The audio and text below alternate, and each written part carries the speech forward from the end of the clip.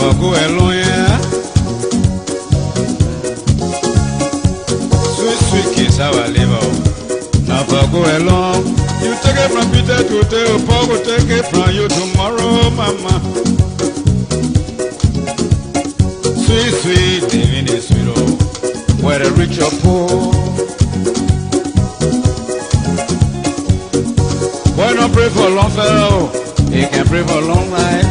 As long as they live, you know, the better we grow. Fine, power is fine, oh, it can make you heavy. It's just like a brook, you know, a way to capsize.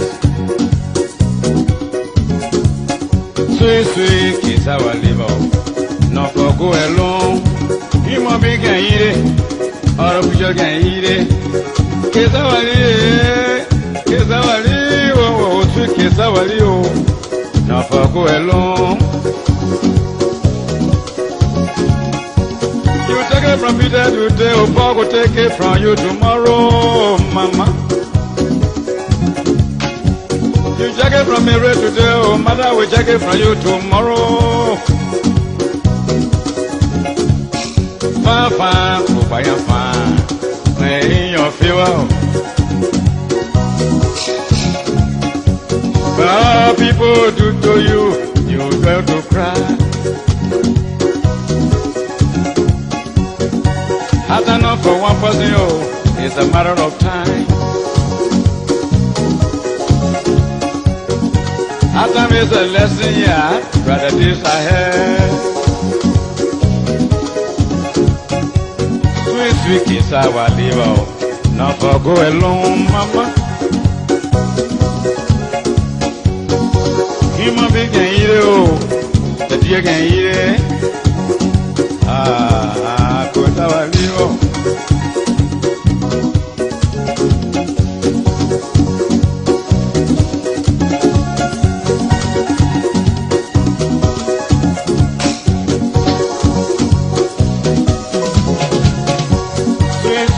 Our liver, not for go alone.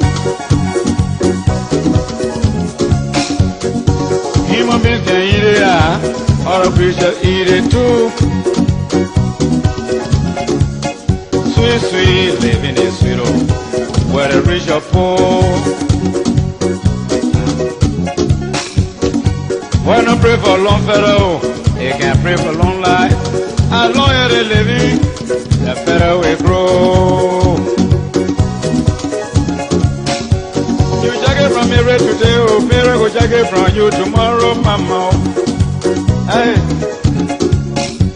You take it from Peter today, oh, Paul will take it from you tomorrow.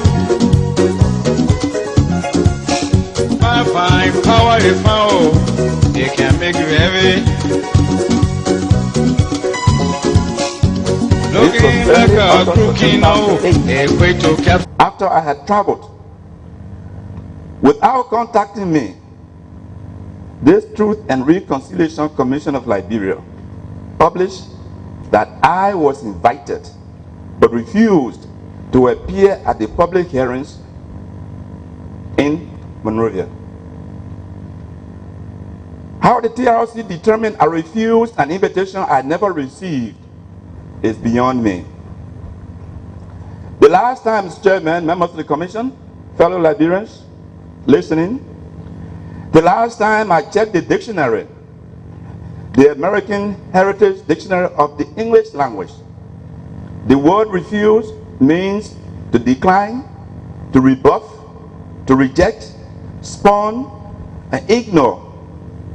At no time, Mr. Chairman, at no time have I refused, rebuffed, declined, rejected, or ignored a citation to cooperate with or appear before the Truth and Reconciliation Commission of Liberia. To the contrary, I have cooperated with and have been supportive of the Truth and Reconciliation Commission of Liberia since its inception as a way forward in seeking reconciliation and restoring peace to Liberia. After the worldwide circulation of my alleged refusal to appear before the Truth and Reconciliation Commission,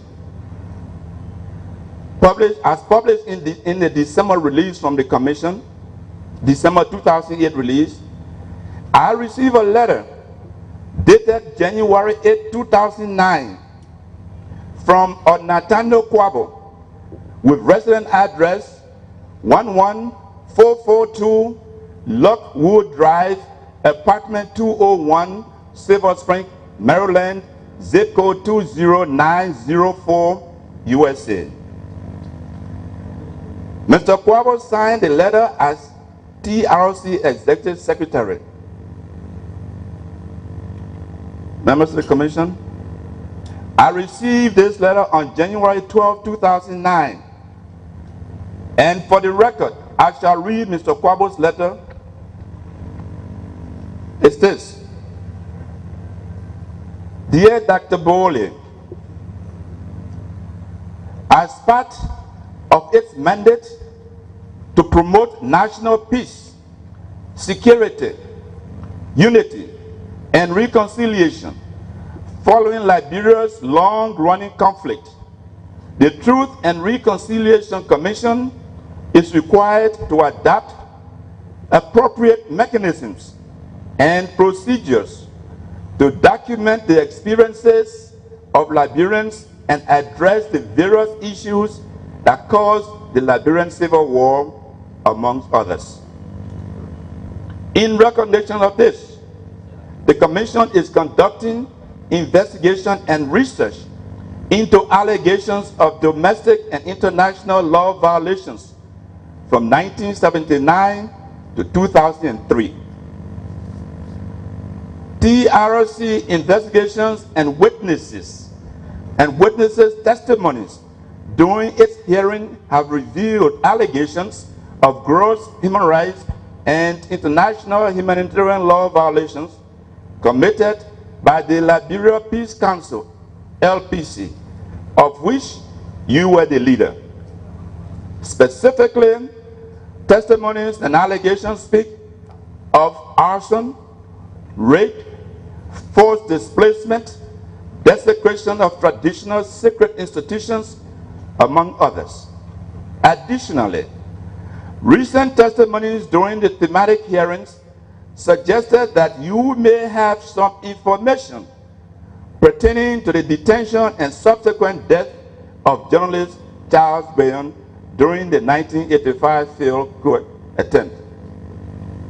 Against this background, we kindly request that you appear and speak on these allegations and provide any information regarding the death of Charles Bayon, as well as other relevant information regarding other events during the conflict period and that could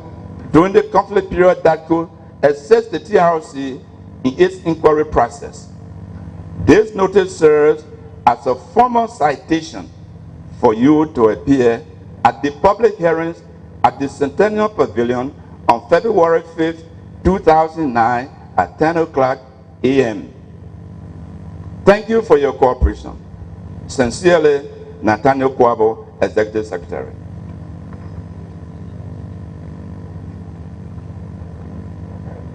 Mr. Chairman, members of the Commission, this was the first ever citation received by me to appear for a public hearing before the Truth and Reconciliation Commission. The first. The world is listening, Mr. Chairman, and watching what is happening in Liberia, including the activities of the Truth and Reconciliation Commission. This is why it is very important to conduct the affairs of the TRC in a transparent and non-partisan manner. The seriousness of the allegations by the TRC against me requires a dispel beyond reasonable doubt. They claim that the Truth and Reconciliation Commission, that I refused to appear at public hearings conducted by this commission, and that the Liberia Peace Council engaged in acts in violation of human rights and international humanitarian laws. With respect to violation of domestic laws by Liberians during the period under review, 1979 to 2003, I will make specific reference to flagrant violation of the cardinal law of Liberia, the Constitution, by individuals who now expect to be protected by the very instrument they have brazenly trashed. From historical perspective, I will briefly share some historical antecedents to the Liberian conflict with reference to my personal experience and the experiences of members of my family, which predated 1979. And I will speak of the role of the much maligned Liberia Peace Council LPC during the Liberian crisis. For to do otherwise, Mr. Chairman, will dishonor those who endure ridicule, contempt, and risk their lives in the interest of peace in Liberia. I will point out instances in which the irresponsible conduct of members of the Truth and Reconciliation Commission has brought this critical national institution into disrepute. The much publicized alleged looting of the Bento residence of assassinated President William Richard Tolbert and the Charles Bayon story as told by the TRC and or its members are two such instances. Finally, Mr. Chairman, I will pay homage to the voiceless, the innocent women and children, the elderly, sentenced to death in 1990 by Dorothea Dix, sister of Bishop Roland Dix of the Lutheran Church of Liberia. Dorothea Dix, you recall, was director of Special Emergency Life Food Programs, the Self-Food Program, an international aid program to feed victims of the war. You will recall that Bishop Ronald Dix was the vice president of the transitional government formed August 1990 in the Gambia, the interim government of national unity, IGNO, headed by Dr. Amos Gloria Sawyer. Mr. Chairman and Commissioners, I must state for the record categorically that at no time have I refused to appear before the Truth and Reconciliation Commission. For nearly 5 months, between November 2007 and April 2008, while in Monrovia, I reported at the office of the Truth and Reconciliation Commission no fewer than 9 times. And I charge you, Mr. Chairman, to check your records. There's a signing book in your office. Go back to the desk, you will find that I signed in not fewer than 9 times to the office.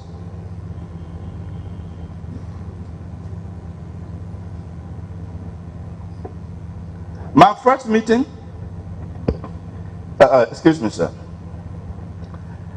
I reported at the offices of the Truth and Reconciliation Commission no fewer than 9 times at your 9th Street offices, including numerous telephone calls to the offices of the officers of the inquiry unit of the TRC between November 2007 up to and including February 25, 2008, when I made my last attempt to meet with the inquiry unit of the Truth and Reconciliation Commission.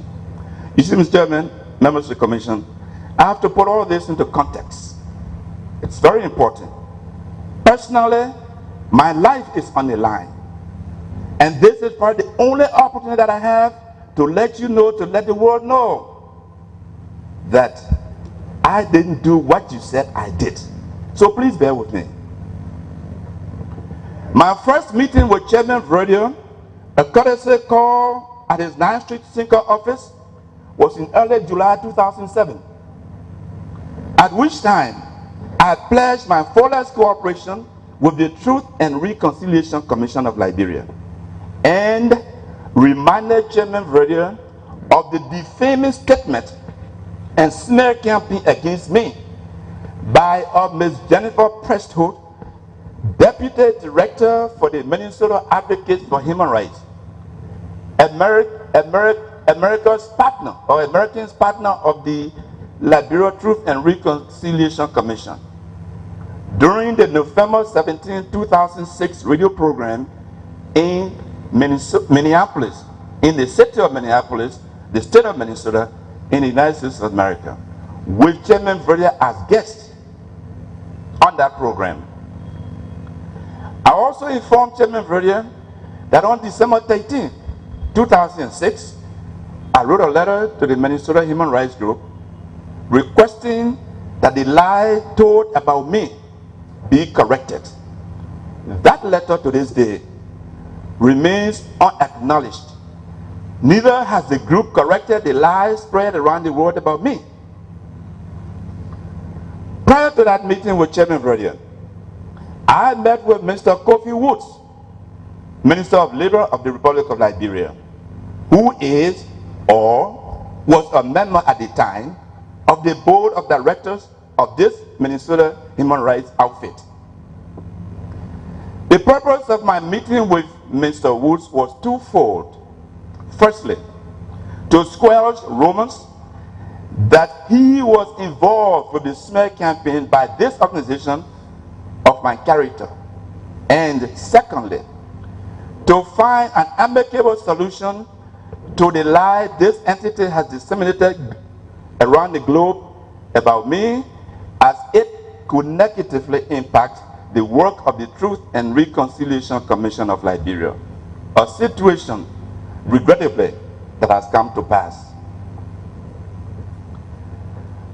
I offer Mr. Kofi Woods the same advice I later offered Chairman Verdier, that we, Liberians, should not allow ourselves to be used continually by some of these so-called humanitarian groups bent on building personal empires at the expense of others by using us against one another to perpetuate conflict and self-destruction.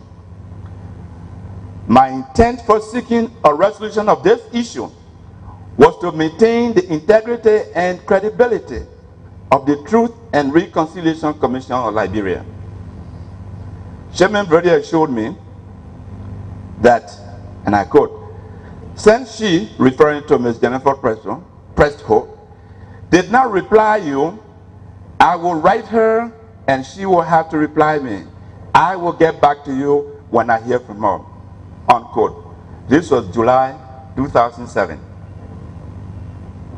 On November 22nd, 2007, 4 months after my meeting with Chairman Verdier, I received a letter dated September 20, 2007, signed by Gavin Sampson of the Inquiry Unit of the Truth and Reconciliation Commission. The caption of the letter says, the caption of the letter was, an invitation to participate in an interview with the TRC Inquiry Unit. The letter reads, Dear Dr. Bowling, as you may be aware, the Liberia Truth and Reconciliation Commission, TRC, has recently commenced its full-scale inquiry into events between January 1979 and October 2003, as well as the historical antecedents to this period. The aim of the TRC Inquiry Unit is to establish an independent, accurate, and objective understanding of the conflicts and tensions of Liberia past, which we will publish in the form of a final TRC report next year. Accordingly, in line with our mandate under the TRC Act of 2005, we are now inviting individuals who have played roles in various aspects of public life to discuss their personal expectations and perspectives related to the period in question, or those of the institutions or groups they have represented and for which they've been responsible with members of the TRC Inquiry Unit. We wish to invite you to participate in an interview with the TRC Inquiry Unit in order that we can adequately and fairly reflect your own story in our records. The details of your appointment have been agreed as follows for mutual convenience. Date, blank. Time, unstated. Place, unnamed. We thank you for your kind cooperation with the TRC in the service of the nation. Please do not hesitate to contact the TRC if you need any further information. Yours sincerely, Gavin Sampson, TRC Inquiry Unit.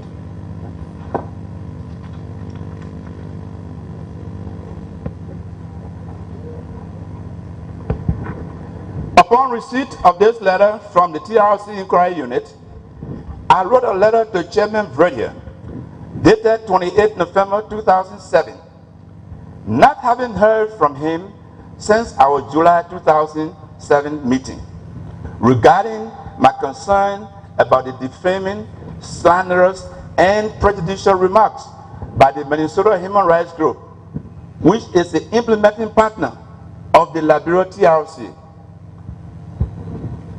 The letter the Chairman Vredier reads,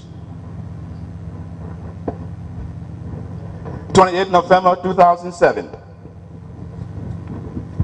Mr. Jeroy J. Vredier, Senior Counselor, Chairman, TRC, Monrovia, Liberia. Mr. Chairman, I received a letter Friday, 23 November 2007, from the Inquiry Unit of the Truth and Reconciliation Commission, dated 20 September 2007, inviting me to participate in an interview with the TRC Inquiry Unit at a time, date, and venue to be determined, to be mutually determined. Given my unwavering commitment to the restoration of sanity, peace, and stability to Liberia, coupled with my ardent desire to assist and participate in the process of national reconciliation and healing, I wish to avail myself of the opportunity. However, to adequately respond to the pending inquiry, I refer you to your radio interview of Friday, November 17, 2006, hosted by Carrie Miller of Minnesota Public Radio, with Ms. Jennifer Presto, Deputy Director, Minnesota Advocates for Human Rights, implementing partner of the TRC in the United States of America. You will recall, Mr. Chairman, during the radio interview broadcasted worldwide, Ms. Jennifer Presto announced that I, George Bowley, am in custody in the United States for human rights violations and a perpetrator of crimes in Liberia. Not only was Ms. Presto's baseless and irresponsible claim a blatant lie, it brings into disrepute the credibility of the Minnesota Advocates for Human Rights and by extension, the Truth and Reconciliation Commission of Liberia. Concerned as a patriotic Liberian about the potentially adverse impact on the work of the TRC, an entity whose task is vital to healing our ruined nation, as a consequence of Jennifer Presto's reckless conduct, I called you immediately via telephone from the radio interview in the United States, both in Minnesota and in Rhode Island, and left several messages. 4 messages to be exact, with the view of alerting you to the unwarranted assassination of my character and by your agent of the TRC. Unfortunately, you did not and have not returned my calls to date. Attached are copies of letters to Ms. Prescott and Ms. Carrie Miller, and to date, neither of them has responded to my communication, nor has either of them taken any measure to my knowledge to acknowledge and or correct the seemingly deliberate, calculated assault on my character. In consideration of the above, Mr. Chairman, and in view of the recent communication from the inquiry unit of the TRC to me, I wish to ascertain whether you, and through you, the TRC, sanction statements made by Ms. Jennifer Presto, herein referred to SOPRA. Finally, I trust, Mr. Chairman, you will appreciate the communication, this communication. I shall respond thereto should inform my subsequent engagement with the Truth and Reconciliation Commission. Cordially, G. Sebwebole. Copy, Inquiry Unit, TRC. On December 17, 2007, I received the following letter from Chairman Verdier dated December 13. And that letter reads,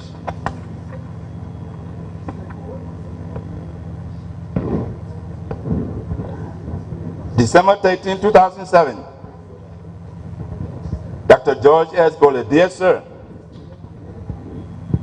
this is to acknowledge receipt of your letter to me dated 28th of November 2007, in which you referred me to a radio program hosted by Carrie Miller of the Minnesota Public Radio, wherein Ms. Jennifer Presto and I were being interviewed.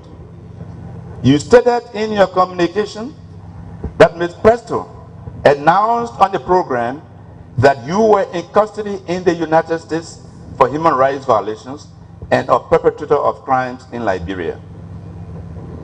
Since it's been long, I cannot recollect in full the comments made by Ms. Presto, but very certain that I did not affirm or disagree with whatsoever statements made. The views expressed by her during this program were in no way sanctioned by the TRC.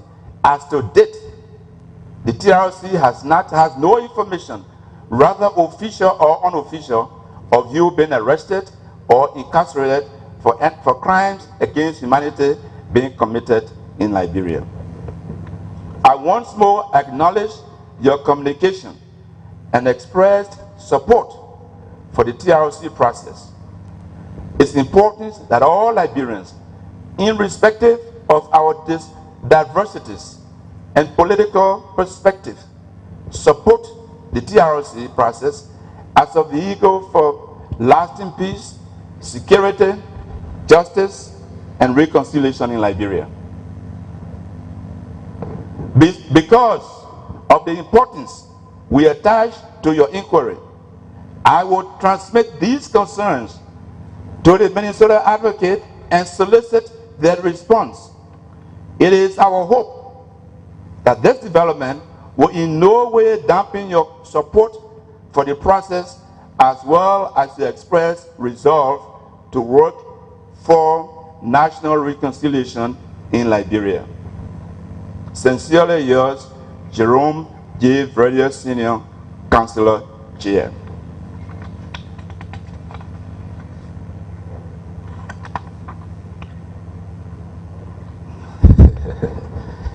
I accepted Chairman Verdier's letter in good faith. Immediately, I contacted the officer in charge of the TRC Inquiry Unit. Members of the Inquiry Unit, led by Mr. Gabriel W. Coleman, an able and intelligent young man, took the assignment seriously and worked under rather trying circumstances. From close quarters and interaction with these committed young Liberians, I felt a sense of duty to assist them achieve a goal in the national interest. Ill-equipped and overworked, members of the TRC inquiry unit assigned to me at the time were a fine group of individuals I have come to know and respect in recent time. To them, I extend commendation in this public manner. Arrangements were made to meet with the TRC inquiry unit for the interview. In preparation for the interview, the inquiry team provided me a list of questions to be addressed at the interview. In view of the TRC's claim that I refused to appear before TRC or cooperate with the TRC, let me read for your information and the public's information the caption of the questionnaire by the TRC inquiry unit.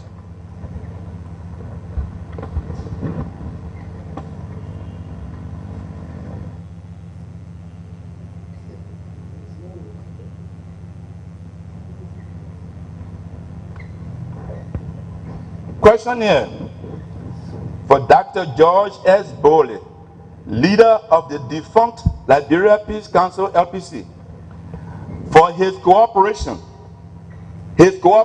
I repeat, with the entire inquiry process, and in particular, the research theme, military and political history of the Liberian civil conflict. These are the questions. 1.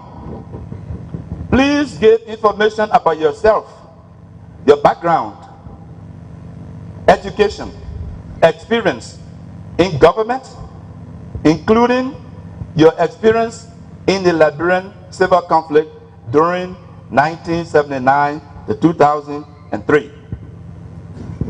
2. Relate the history of the LPC in the chronological order of events, stating why the group was formed. Question number 3. Why and how did you come to head the LPC? Question number 4. How was the group funded? And how did it acquire arms? And what were its sources and means of major suppliers of arms? Question number 5. What kinds of weapons were used by the LPC? Number 6. Describe LPC's recruitment process and state whether or not its fighters were mainly those AFL soldiers. 7. What was LPC's command structure like? And describe the level of discipline in the organization. Question number 8. Was the LPC leadership cognizant of the law of war, international humanitarian law, international human rights law, and other international human rights instruments before getting involved in the conflict and during the war? And were the principles or spirits of these instruments observed by the LPC? Question number 9. Would the LPC have ever boasted of being innocent of war crimes and crimes against humanity? 10. What was the position of the LPC on the April 6, 1996 fracas in Monrovia and Charles Julu's attempted coup in 1995?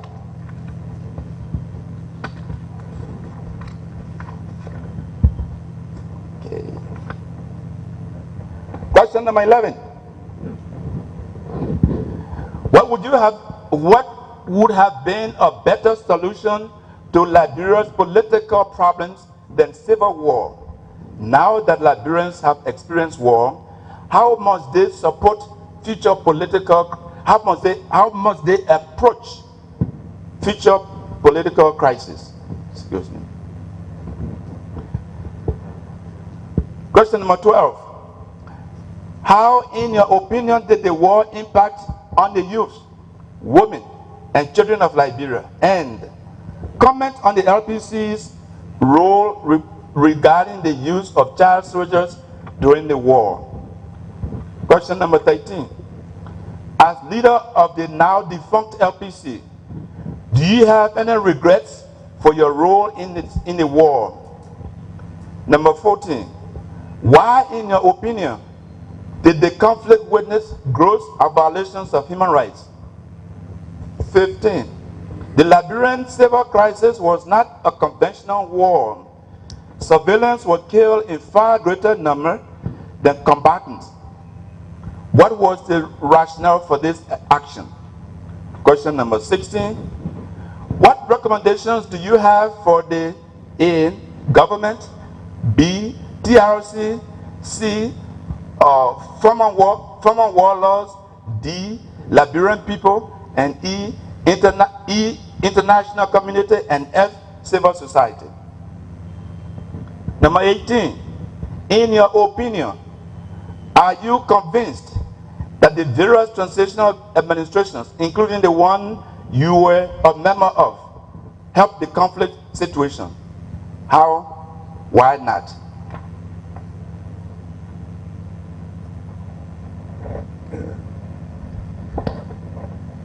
As previously indicated, for 5 months, I visited the TRC offices on more than 9 occasions. Sometimes I waited for hours and made countless telephone calls to the TRC inquiry unit, requesting that the proposed interview for which the questionnaire was provided me be held.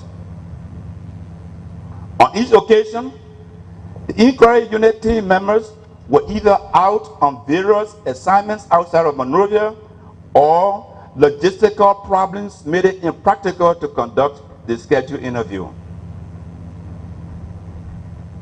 This was the extent of my cooperation and engagement with the TRC and its personnel until I traveled out of Liberia April 2008. I have heard and received nothing from the TRC since, only to read in a TRC press statement circulated worldwide that I have refused to appear before the TRC after being invited. This is not true. That the TRC will engage in the worldwide dissemination of such malicious lies about me is disconcerting, to say the least. Not once, and I repeat, not once did any member of the Truth and Reconciliation Commission of Liberia, including TRC Chairman Jeroy, inform me, verbally or otherwise, that the queries of the TRC inquiry unit will be followed by public hearings to which I will be invited. Until I saw the published notice of the TRC, I had received no invitation to appear before the TRC for hearing, or in my case, as predetermined by the TRC, to face my accusers as an alleged perpetrator of crimes in Liberia.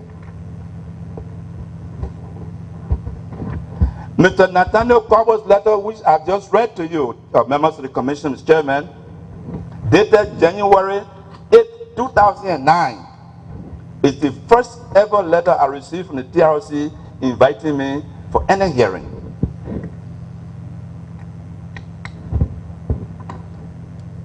Incidentally, I might add, I finally conducted the interview with the inquiry unit of the TRC on Tuesday, 3rd February 2009, this past Tuesday. Now, I will proceed to lay out, members of the Commission, this information which I intend to provide to the detail as fully as possible, because much of it was done through Chairman Jeroy, and many of you in the Commission may not have known. And even if you know, I want to tell you publicly what transpired for the record. The Jennifer Presto Advocates for Human Rights visit Liberia. While cooperating with TRC's inquiry unit in January 2008, Ms. Jennifer Presto, Deputy Director of the Minnesota Advocates for Human Rights, whose campaign of smear against me was brought to the attention of Chairman Jeroy, visited Liberia.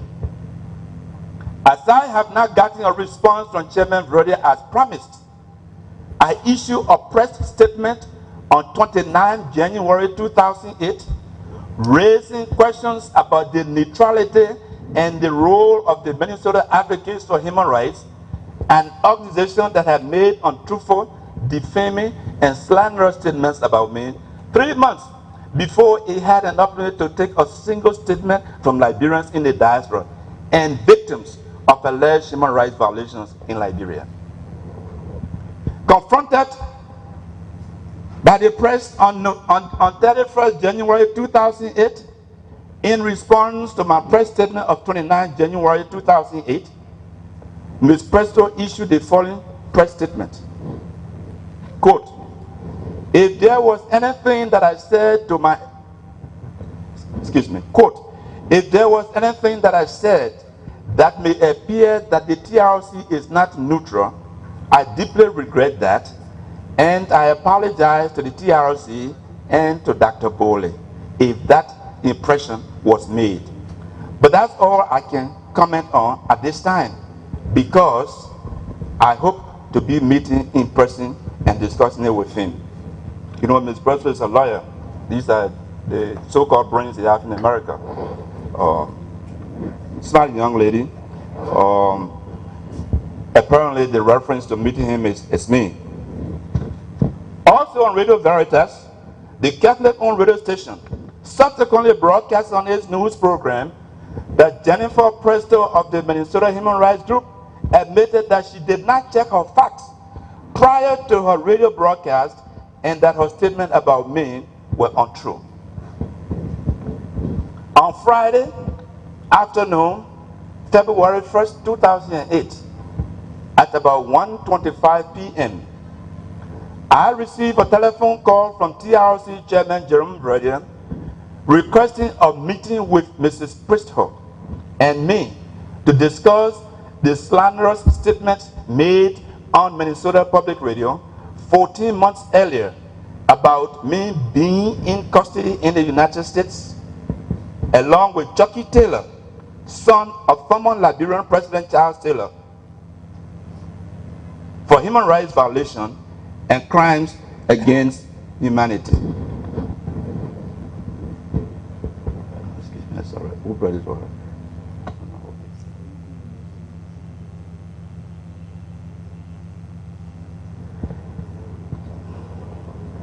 No, I'm fine, thanks. I accepted Mr. Chairman Jeroy's request, and the meeting was scheduled for Saturday, February 2nd, 2008. Okay. As scheduled, the Minnesota team was accompanied by I was accompanied to the meeting. The meeting, incidentally, was held at a local restaurant in Monrovia. Accompanied by my attorney, Ms. Presto, and another Minnesota-based attorney by the name of Mike, were accompanied by TRC Chairman Councilor Jeroy. At the meeting, Ms. Presto admitted A, receiving my letter of 13 December 2006, requesting the false information about me be corrected forthwith. B, that her statement on Minnesota Public Radio was untrue and she did not check her facts prior to making the statement. And C, extended apology for whatever embarrassment her statement may have caused. In essence, reiterating what had already been aired in the Radio Veritas newscast. In response to the comments in the presence of Chairman Jeroy, my lawyer, who accompanied me to the meeting, informed me Presto and Chairman Jeroy that our concern is that the appropriate corrective measures be taken. However, we will revert to them. The request for retraction of this damaging declaration by this human rights entity has not been made to date. After waiting nearly 2 years, With no response from Ms. Presto and the Minnesota group, partners of the TRC, regarding a retraction of the baseless, defaming, and slanderous smear of my character, I filed a lawsuit against the Minnesota Advocates for Human Rights in United States District Court in the District of Minnesota on November 5th, 2008. It is interesting that within 2 weeks, 10 days to be exact, of my lawsuit against the Minnesota group, which is working with the TRC in Liberia, the TRC in Liberia published my name as a perpetrator of alleged perpetrator, invited but refused to appear. That in effect, I'm a wanted person. It went all over the world. Judgment Video and the TRC consider me a person of interest to this commission. Having determined I led the Liberian Peace Council according to the publication of the TRC, let me categorically state for the record that at no time did I lead a Liberian Peace Council. I did, however, found a Liberia Peace Council with the acronym LPC. There is a distinct difference between the two, as I associated with the latter and have no knowledge of the former.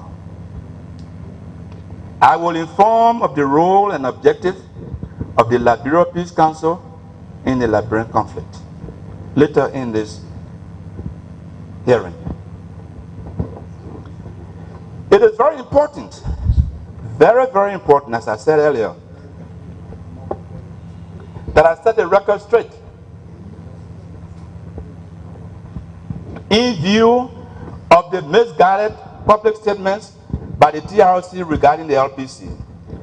It appears from the above explanation and evidence that the TRC and its implementing partner, the US-based Advocates for Human Rights, have already declared me guilty of human violation before I have had an opportunity to be heard by the Liberian Truth and Reconciliation Commission. I mean, in the case of the Minnesota group, I was pronounced guilty and imprisoned as early as 2006 November, even though they had not taken a single statement from any Liberian to that effect. They were supposed to start taking statements January 2007, but in November 2006, I am in prison with Charles Taylor's son Chucky, and I'm guilty of human rights violation in Liberia. Figure that out. By the way, I'm still here. I'm not in prison. Taylor got 97 years. Nobody started my case yet. Maybe you've seen it making. But until we get there, I'm not there. Don't say something about me that has not happened unless you're planning it. Looting of the Bento residence of the slain President William Richard Tolbert. Excuse me, Mr. Chairman.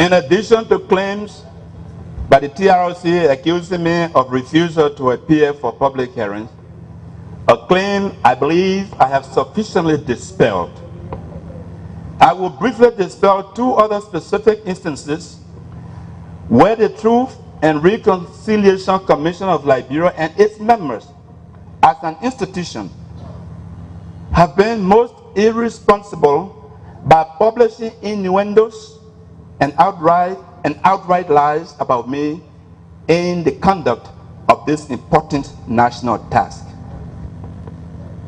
In the TRC publication of June 12, 2008, caption, George Boley looted Torbert's house in Bentor. Huge amount of cash and valuables taken away. This publication is most appalling, to say the least. This was the headline of the TRC website. The single most development of the scheduled TRC hearings in St. Paul, Minnesota, in the United States. This was the testimony of a Kalongo Luo, a Liberian, residing in the state of Minnesota during the TRC hearing in the United States, in the city of St. Paul, Minnesota, arranged by the same Minnesota advocates that in November 2006 declared me guilty of human rights violations in Liberia. Mr. Chairman, fellow commissioners, the listening public, fellow Liberians.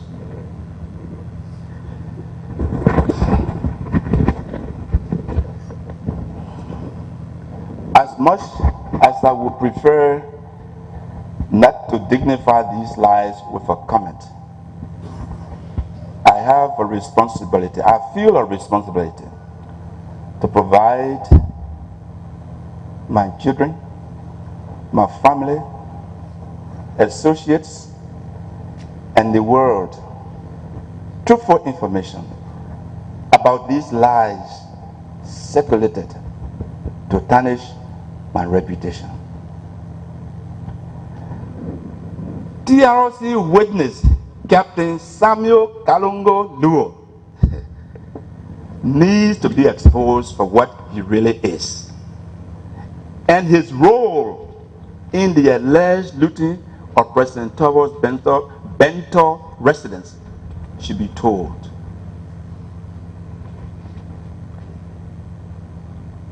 On the morning of April 12, Saturday morning, 1980, following my release from detention at the Postake at the Barclay Training Center in Monrovia, BTC, I was brought to the Executive Mansion and assumed the duties of Minister of State. As the PRC was consolidating control, rumors circulated that a counter-coup was being planned in Bentor City by troops loyal to the late President Torbert, that is.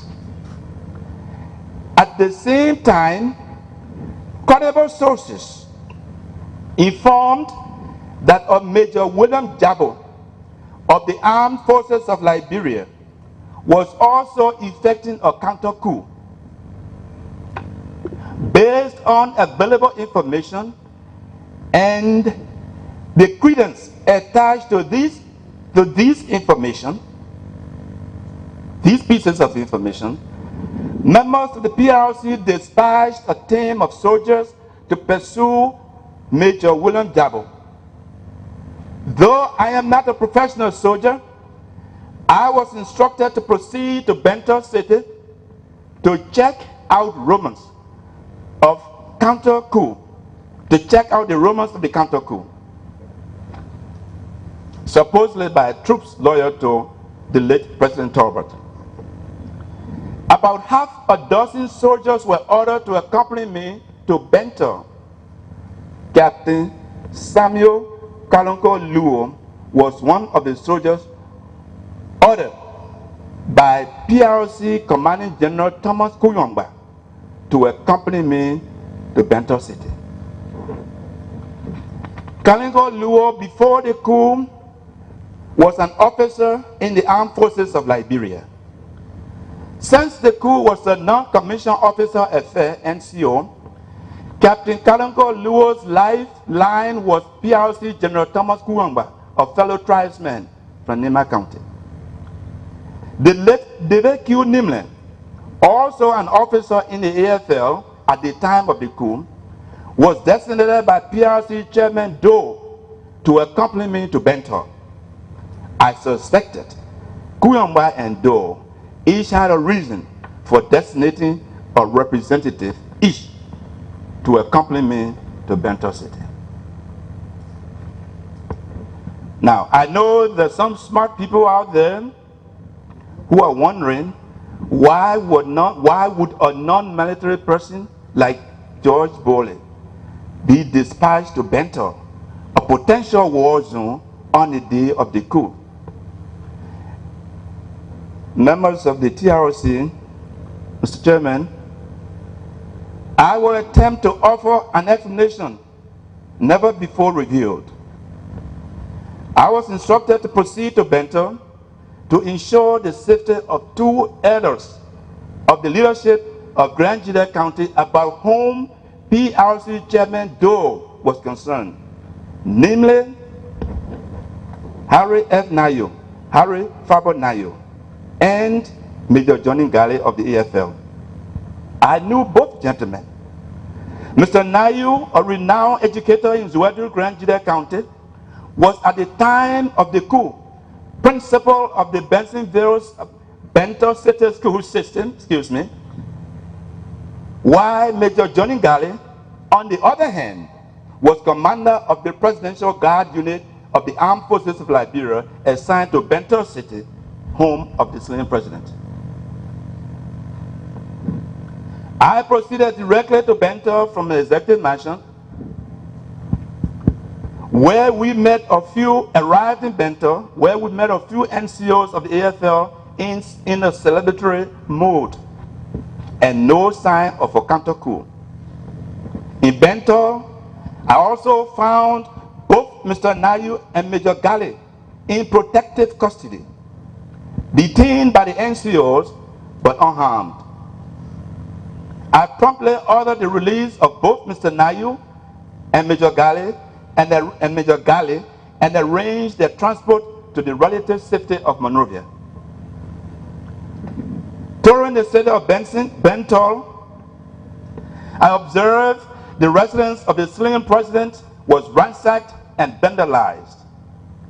Leading the tour of the president's residence was Patrick Tuazama, butler to the slain president, whom we met at Bento.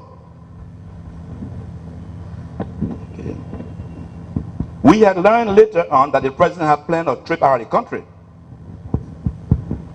Captain Kalungo Luo, Captain David Q. Nimlin, and 5 of the soldiers we met in Bento City joined me and the soldiers who accompanied me from Monrovia on a tour of the vandalized home of the slain president. In the closet, in the president's bedroom, we found 2 leather briefcases, one black, one brown. The brown briefcase had the initial WRT. The black briefcase was unmarked. The approximate dimension of the 2 briefcases was 3.5 inches by 18 inches by 13 inches. Gentlemen, ladies, the commission, you do the math and you will know and you will appreciate the size of each of the briefcases. In the presence of Patrick Tuazama, David Q. Nimlin, and the soldiers who accompanied me from the mansion, executive mansion that is, I instructed Captain Samuel Kalunko Luo, General Kuyamba's designee, on the mission to take the 2 briefcases and bring them to the car in which he being Samuel Kalunko Luo, and I rode to Bento on Saturday morning, actually mid-afternoon, April 12, 1980. The briefcases were never opened, nor did I let them out of my sight. With Captain Kalunko Luo riding in the same vehicle with me, we returned to the executive mansion where the PRC leadership, including General Thomas Kuyamba, was awaiting the report from Bento. In the presence of the team of soldiers that accompanied me to Bento, including Captain Kalungo Luo, I delivered the 2 briefcases to PRC Chairman Doe in the parlors of the executive mansion, unopened, just as we picked them up from the closet. Ladies and gentlemen, I never heard of the issue of the assassinated president's briefcases until sometime in 2005, 25 years later, when Dr. Emmanuel Dolo called me from Minnesota. I was in Liberia at the time, and mentioned, among other things, that Kalungo Luo has circulated information in the Liberian community in Minnesota, accusing me of taking money from the late President Turbo's grave, the president's grave, President Turbo's tomb in Bensenville, at the family cemetery in Bentor. I dismissed the accusation as ridiculous, as I did not believe President Turbo kept money in the cemetery. I, however, told Dr. Dolo the accusation was untrue, and told him and proceeded to tell him of the 2 leather briefcases found in a closet at the slain president's residence. Mr. Dolo, Dr. Emmanuel Dolo is alive and can verify what I'm telling this commission and the general public. By June 2008, Captain Samuel Kalungo Luo's story had changed from taking the money from Turbo's grave at the family cemetery in Bensenville. Pardon me, I keep getting this Bentor confused. Bentor, Bensenville are synonymous. Okay. From taking the money from Mr. Turbo's grave to looting Turbo's residence in Bentor. So between 2005, when the war in Minnesota was that I took the money from the grave, about which Dr. Emmanuel Dolo contacted me. By 2008, June 12, when he conducted this he told your TRC meeting in Minnesota these lies. By 2008, June 12, he had changed from taking the money from Turbo's tomb in the cemetery to looting Turbo's residence. Captain Samuel, according to the TRC witness Kalungo Luo, I want to retract a little bit. In his June 12, 2008 testimony in St. Paul, Minnesota, according to Luo, PRC Chairman Doe's refusal to disclose the contents of the briefcases retrieved from the residence of the slain president to his colleagues, members of the PRC, was the cause of the conflict between PRC Chairman Doe and members of the PRC. Now, had I looted the late president's residence, should I not have kept the loot? I mean, you loot to keep. Captain Kalungo Luo, 5 other soldiers, and I went to Bentor on the orders of the PRC on April 12, 1980. On my instructions, Captain Kalungo Luo, in the presence of the team dispatched to Bentor, retrieved 2 briefcases from the slain president's house, which were turned over to PRC by me in the presence of members of the team dispatched to Bentor by the PRC, including Captain Kalungo Luo. How, in the name of anything, does this translate into looting of Turbo's residence by George Bole as published by the TRC? Mr. Chairman, members of the TRC, fellow Liberians, you know, I believe in always telling the truth about people who tell lies about me. In keeping with that principle, in keeping with that belief,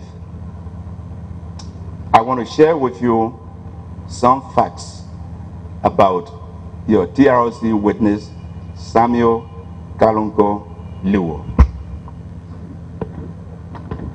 Kalungo Luo is a notorious criminal who engaged in series of criminal activities, including armed robbery, harassment of civilians, looting, and extortion in the immediate aftermath of the April 12, 1980 coup. Everyone in this country remembers.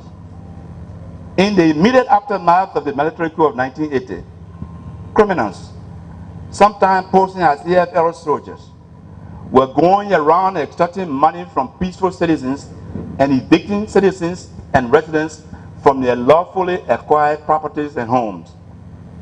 Captain Samuel Kalongo Luo was one of those criminals.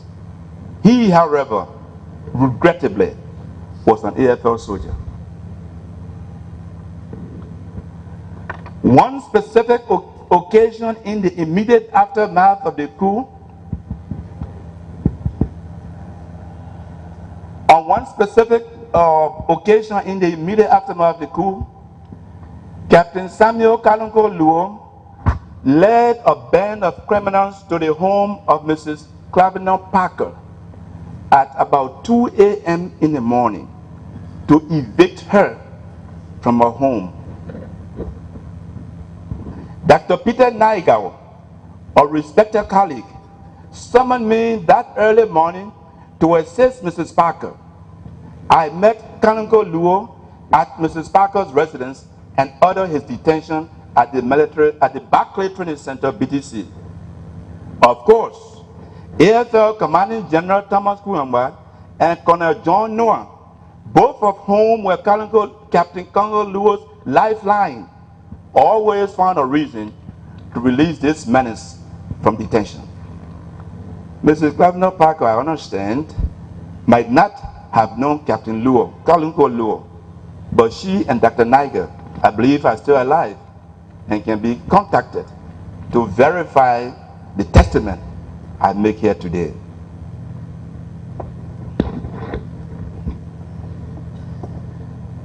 Kalongo Luo served as Assistant Minister of Agriculture in the PRC government. A consummate liar, Captain Kalongo Luo fabricated stories of a coup plot in 1983 against the PRC, resulting into the execution of 2 of his compatriots in Nima County.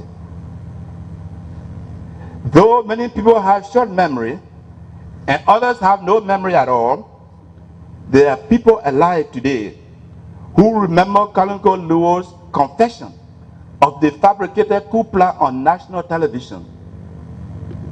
I think everybody remembers here.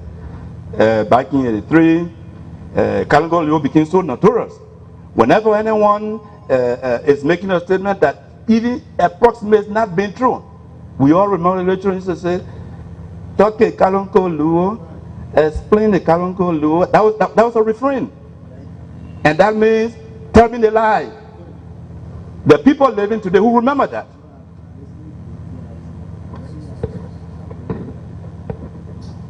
In Liberia, Kalongo Luo's name is synonymous with lies and fabrication. This is the witness whose testimony accusing me of looting Toba's residence, as illogical as it may seem, was circulated around the globe, worldwide, by this Truth and Reconciliation Commission without due diligence.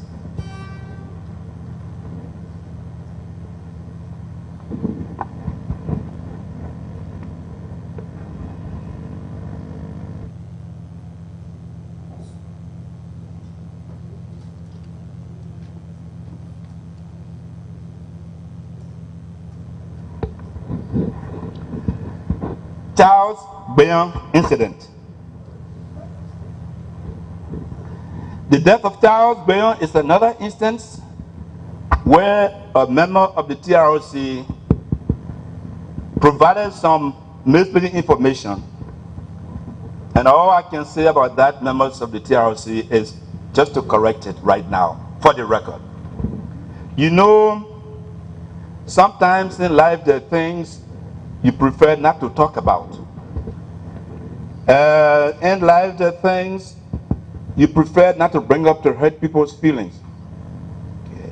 And those decisions, when made, are taken out of context. So I will explain what I know about the Charles Brown. In fact, before I do that,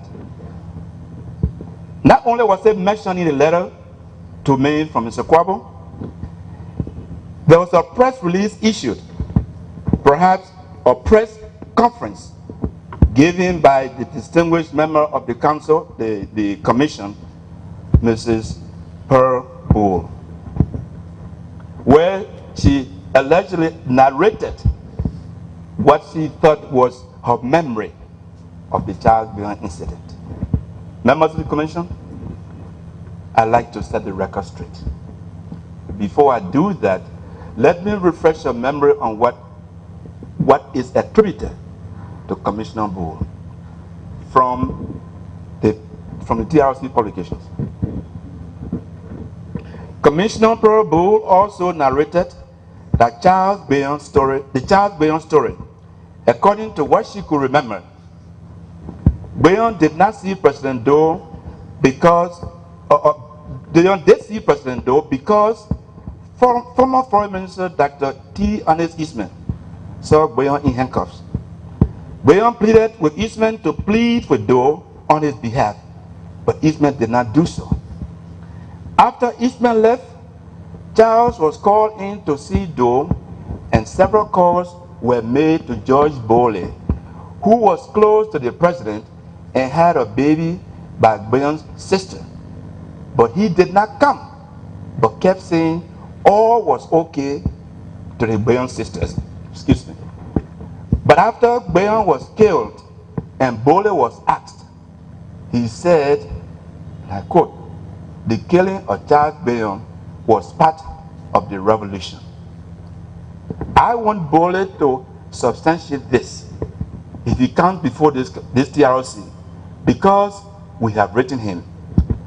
Front page Africa, October 30, 2008. Accessed November 1st, 2008. On reading this, I checked with the front page, with the editor of Front Page, and was told the newspaper stands by its report. Members of the TRC, as I said, I have a responsibility to address this issue.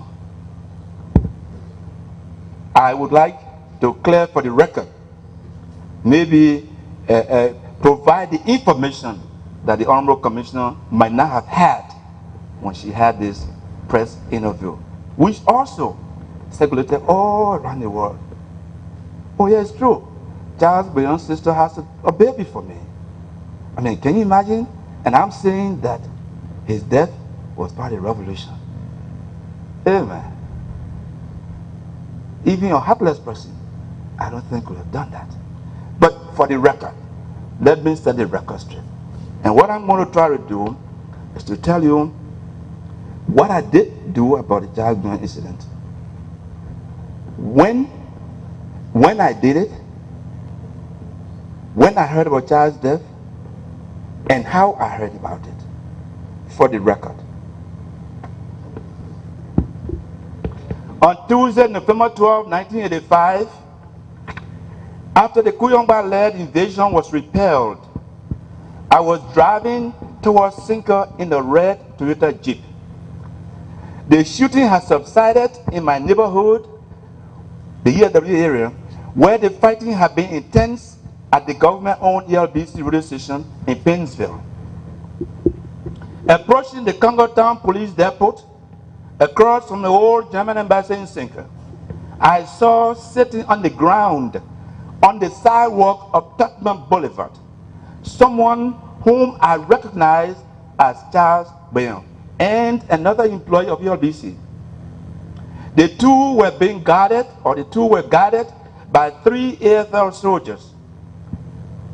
As I slowed down, one of the soldiers approached the Jeep and said, pointing at Charles Brown, "Chief, this man came to the mansion this morning with the rebels. He was taking pictures." So I got down from the Jeep. I descended the Jeep Taking precaution from possible sniper fire, I asked the young officer, who was a lieutenant, if anyone saw Mr. Charles Boyon with arms. The officer replied, no, sir. But he came with the rebels. He had a TV camera taking pictures at the mansion. I told the officers that journalists are people who report news stories, and that we all know Charles Boyon to be a journalist. And because he was at the mansion grounds with the rebels and a TV camera, does not mean he's a rebel. The soldiers, obviously, were upset, considering that they had been at battle with rebel National Patriotic Forces a few hours earlier. They were unhappy. They actually attempted to refuse my orders. But I'm commissioned in the Armed Forces of Liberia as a major. And really, with my rank as a major in the AFL, I ordered the junior officers to release the two men immediately into my custody. They did. I instructed the junior officers riding with me. Incidentally, there were two officers riding with me that afternoon in the Jeep. So in addition to me, I had two soldiers in the Jeep with me. There were three soldiers guarding Charles Boyon and the other guy. So there were 5 soldiers on the scene, 5 AFL soldiers. Okay? 2 were riding with me. The 2 that were riding with me, I instructed them to take Mr. Boyon and the other ERBC employee and put them in my Jeep, the red Toyota Jeep.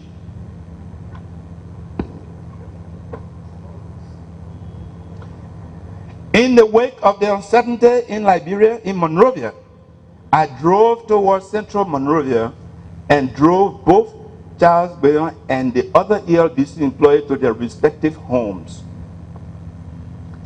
I drove Charles Boyon to the home of his parents, Mr.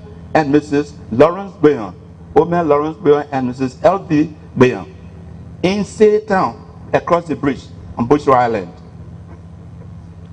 This was on Tuesday, November 12, in the heat of the tension in Monrovia, November 12, 1985, the day of the failed Kuyomba coup in Monrovia. I delivered Charles Boyon to his mother, Mrs. L.V. Boyon, alive. I repeat, I delivered Charles Boyon to his mother, alive. I told Mrs. L.V. Boyon to make sure Charles Boyon does not leave the house until I say it was safe for him to do so. I further said, and I quote, if anybody comes here looking for Charles, please call me. I did not take Mr. Boyon to his wife and son where they lived because I was not sure once I left what the 2 soldiers would tell the other soldiers to come looking for him. So I drove him to the home of his mother and his father, where my daughter was. The one the distinguished commissioner referred to as, that's true. I took him to where my own daughter was to make sure that he was protected. I advised Mrs. L.B. Boyon, Charles's mother, please make sure Charles does not leave this house until I say so. And my parting words to Charles Boyon himself as I left his mother's house were, and I quote, and really these were my last words to him, do not leave this house until you hear from me. These were my exact words to Charles Boyon as I left his parents' home on Tuesday, November 12, 1985. For several days thereafter, Liberia, especially Monrovia, was tense while General Thomas Kuyomba and his retreating National Patriotic Forces remained at large. On Friday, November 15, 1985, General Kuyomba was captured and killed. Friday, November 15. On Saturday morning, November 16, 1985, after the capture of General Kuyomba, President Doe, until the capture of General Kuyomba, confined himself to the executive mansion, decided to tour the ELBC radio station and TV station, site of the fiercest battle between government and rebel patriotic forces. Is it clear? From the time the Cummings invasion occurred, they never left the nation until Saturday morning of November 16. Cummings was captured on November 15. That Saturday morning, they decided to go to the radio station to see the damage that was done to the facility. I learned later that Saturday afternoon, November 16, 1985, at about 5 p.m., from Charles Bayon's sister, mother of one of my children, that Charles Bayon was arrested earlier in the day at the ELBC radio station during President Doe's tour of the facility and killed. Until his sister told me what happened, no member of the Bayon family ever contacted me, despite my advice to Charles Bayon himself and his mother 4 days earlier on Tuesday, November 12, 1985, not to venture out of the house without first hearing from me. I repeat, from the day I delivered Charles Bayon's living body to his mother, Mrs. L.V. Bayon, at the home of his parents in Saytown, Bushra Island, on Tuesday, November 12, 1985, and strongly cautioned Charles Bayon and his mother and his parents that they should not allow him to leave the house until I said it was safe for him to do so. No one ever contacted me. The first time I ever heard Charles had been in trouble was at 5 p.m. Saturday evening, November 16, 1985.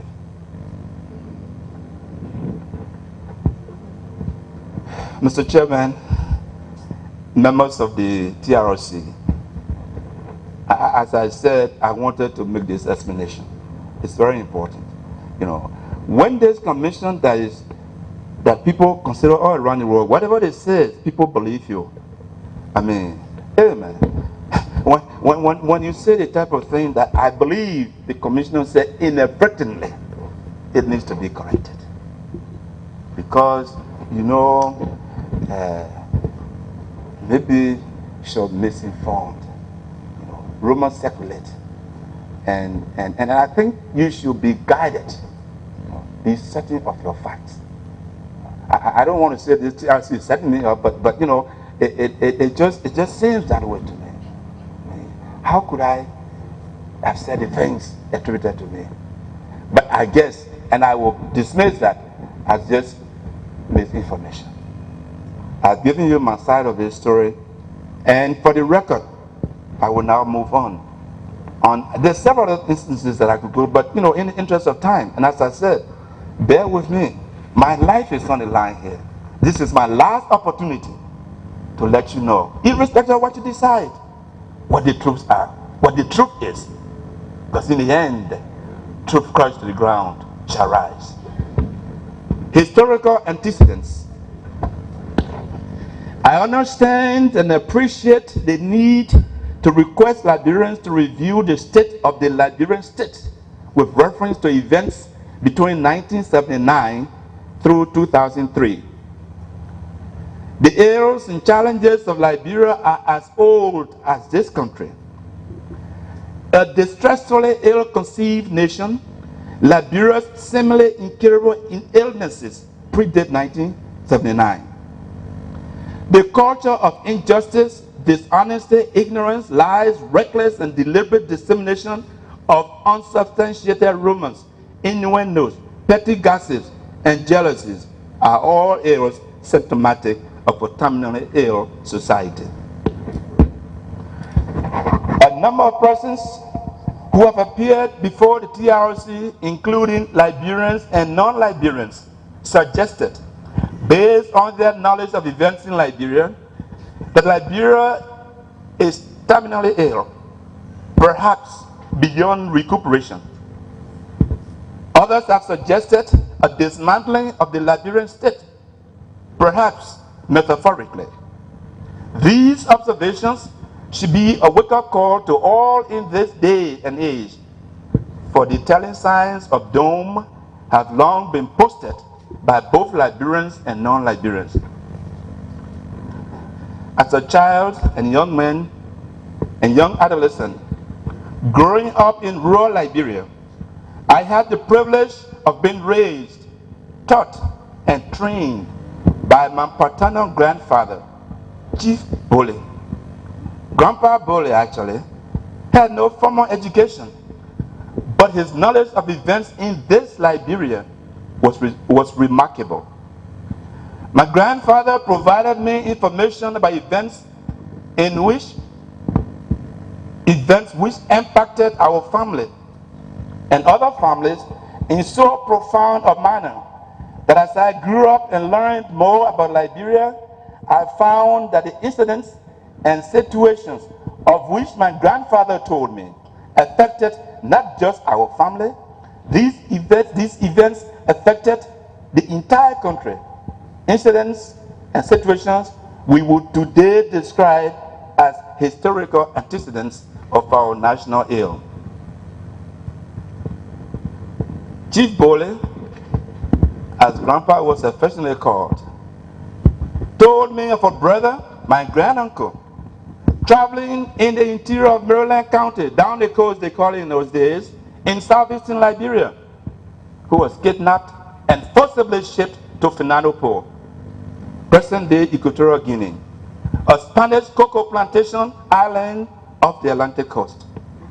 He described with clarity and exactitude the circumstances of the kidnapping of his brother by soldiers of the Liberia Frontier Force, LFF, on the orders of a district commissioner, a DC, a Gola man named Connie Johnson, assigned to Maryland County by President Charles Dumba King.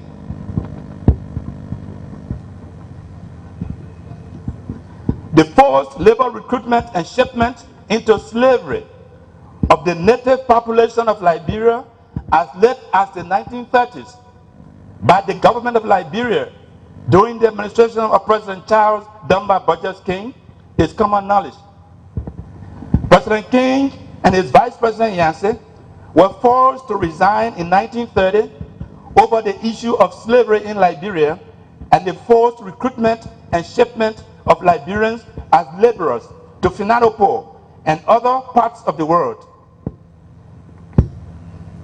J.C. Johnson, Thomas E. Pelham, Robert W. Dripper, E.G.W. King, N.A. Bracewell, and C. Cooper were labor recruiting agents in the 1928 Finanopo Agreement. These are people recruiting our people, sending them into slavery, into Finanopo, here in Liberia, in the 1920s and 30s. The international community, the League of Nations at the time, based in The Hague, not Liberians, forced President King's resignation. This is the same Hague where another Liberian president, Charles Taylor, though under different circumstances, is being tried for war crimes allegedly committed in Sierra Leone, not Liberia, 70 years later. Today, Liberia is once more at the mercy of the so-called international community. This time, the United Nations, a much larger but weaker, indecisive, and unwieldy conglomeration of states whose individual national interests often supersede the collective interests of humanity.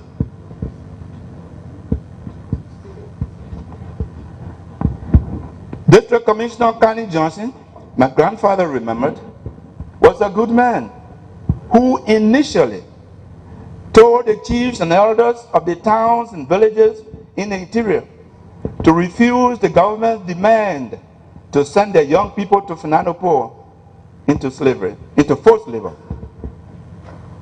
Nearly 80 years later, I found my grandfather's version of the kidnapping of his brother at Clowakin, Maryland County, and his description of District Commissioner Connie Johnson's role in the systematic abuse of our people, violation of their civil liberties and humiliation, corroborated by yet another Johnson.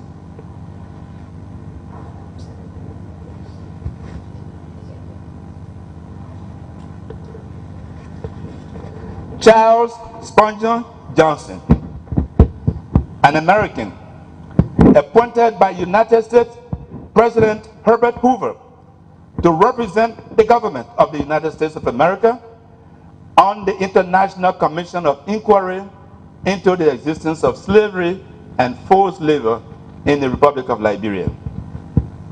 Chief Bole never knew or met Dr. Charles Spurgeon Johnson. That Dr. Johnson's documented account corroborated Chief Bole's narrative of that period makes this a compelling story to recount, especially in reference to the historical antecedents of Liberia's present predicament. Now, one may want to know, who was Charles Spurgeon Johnson? Charles Spurgeon Johnson was a person of Negro descent, a black American, an African American, to use today's politically correct terminology. Charles Spurgeon Johnson studied sociology at Virginia Union University and the University of Chicago. At the time of his appointment by President Hoover to the International Commission of Inquiry into the existence of slavery and forced labor in the Republic of Liberia, Dr. Johnson was head of the Department of Sociology at Fisk University in the city of Tennessee, in the state of Nashville, the state of Tennessee, in the United States. After his 7-month tour of duty in Liberia, Dr. Johnson returned to the United States, thoroughly ached by what he saw in Liberia. He wrote a book. The title of the book, Bitter Cannon. It took him 20 years to write this book, but he could not get the book published at the time, for the same reason that anything that had to do with Liberia at that time, and to some extent today, never really got the attention from America, Europe, or anywhere else for that matter, unless, of course, the national interest of the foreign country was at stake. Dr. Charles Spurgeon Johnson died in 1956, angry, very angry, about what he saw and heard in Liberia 26 years earlier.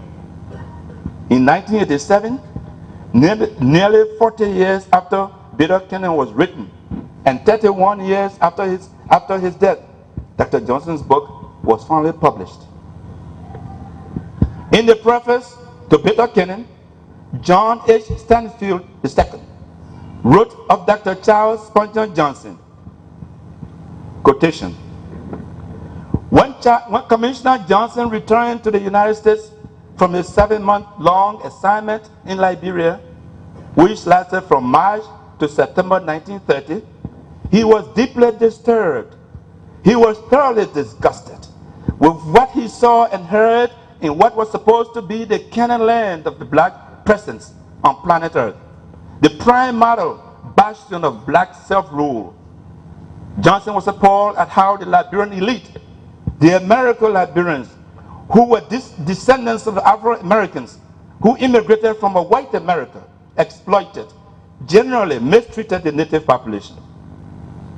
The means through which American Liberians, the neighboring imperialistic European colonial powers, and the United States as reluctant guardian of the nation-state handled Liberia's development problem did not sit comfortably with him, end of quote.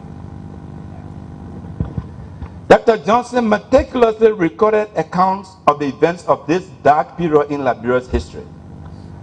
One of many dark periods of Liberia's checkered existence. I found in Dr. Johnson's book confirmation of the narrative of my grandfather regarding the predatory raids by soldiers of the Liberia Frontier Force ordered by District Commissioner Connie Johnson for the purpose of capturing men for shipment to Finanopo against their will. My granduncle was a victim of this particular predatory raid and forcibly shipped to Finanopo. Now, members of the commission, when you do genealogy, most of you are academics and scholars, you know the excitement that comes with finding out something, directly, that affects you can be exhilarating. And in that line, I was excited to stumble on particular events that affected directly members of my family. And I suspect many other families, which indeed form the antecedents to our historical situation. Dr. Johnson wrote, "The mysterious orders under which these raids were being conducted in the interior of southern Liberia appeared in the case of Chief Yomi of Chloroquine and the District Commissioner Cummings Johnson. This commissioner, a native Gola, was a Gola man, educated in Monrovia, a young man of frank, open personality, who in his frankness had admitted administrative irregularities. When first placed in the district, Johnson had advised the chief, as my grandfather related, to resist the demands of Vice President Yancey for laborers. Suddenly, however, he reversed his policy, his decision, and became brutal in his efforts to force the chiefs to produce more men for shipment to Finanopo. A demand was made at one point for more men than the local community could afford. And the chief made that known to Commissioner Johnson. Infuriated, the chief ordered the commissioner detained in the guardhouse, in the confinement house, until the required number of men were recruited. On the base, while the chiefs were being detained, the commissioner dispatched the soldiers to the villages on what was called a predatory raid to forcibly recruit any number of men for shipment to Finanopo. This is the conversation that transpired between the chiefs and Commissioner Cummings Johnson. Chiefs, is it possible for us to leave our wives and children to go to Finanopo? Finanopo is not a very good place to be. People die there frequently. If you want us to work on the road or at Firestone, we will go, but not to Finanopo. Commissioner Johnson, but you have to go to Finanopo. You did not give young men, therefore you will go to Finanopo. The chief, let us go and see if we can catch our young men. But Finanopo is a place where men die all the time. We do not want to go. Commissioner Johnson, if you all do not want to go, then the chief of every town must stay until men are found. So the chiefs were returned to the guardhouse, and the elder men were sent to recruit men. The women who had been arrested earlier, their leaders were sent to Nyakin to meet the chief to explain to them what had happened, what was happening with them. The women informed the old men, since you left us yesterday, they put us all in a small house, and if you want to go to the call of nature, you had to be held by soldiers. So the chief turned to the soldier. Let the woman go. The soldier says, no, the DC's order must be obeyed. So the chief returned to Commissioner Johnson. I go back for men and see how soldiers treat our women. Commissioner Johnson, well, if you don't want to go to Finanopo, you will be treated so. Tell the women to go get their husbands from the bush, or they will go to Finanopo. A woman. All right, we will go if our husbands say so. When the soldiers went into the town to get the woman, all of them ran. One woman who ran fell in the ditch and broke her leg. The next morning, the chief carried to the barracks to Commissioner Cummings Johnson 30 men. And this is what the chief said. These boys you want to send to Finanopo. Will we get something from them? Commissioner Johnson. It is none of your business. And it is not mine to tell you. They are going for 4 to 6 months. After 6 months, the men were not returned, and the chief returned to Commissioner Johnson. Where are the boys? D.C. Johnson.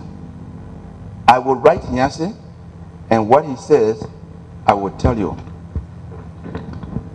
When confronted by international community of inquiry, District Commissioner Cummings Johnson confirmed these exchanges and told the commission he had a change of heart after Vice President Yancey personally delivered a letter to him from President King. District Commissioner Cummings Johnson did not give that letter from President King to the commission. Instead, he gave the commission a letter which Yancey, Vice President Yancey, had written him personally.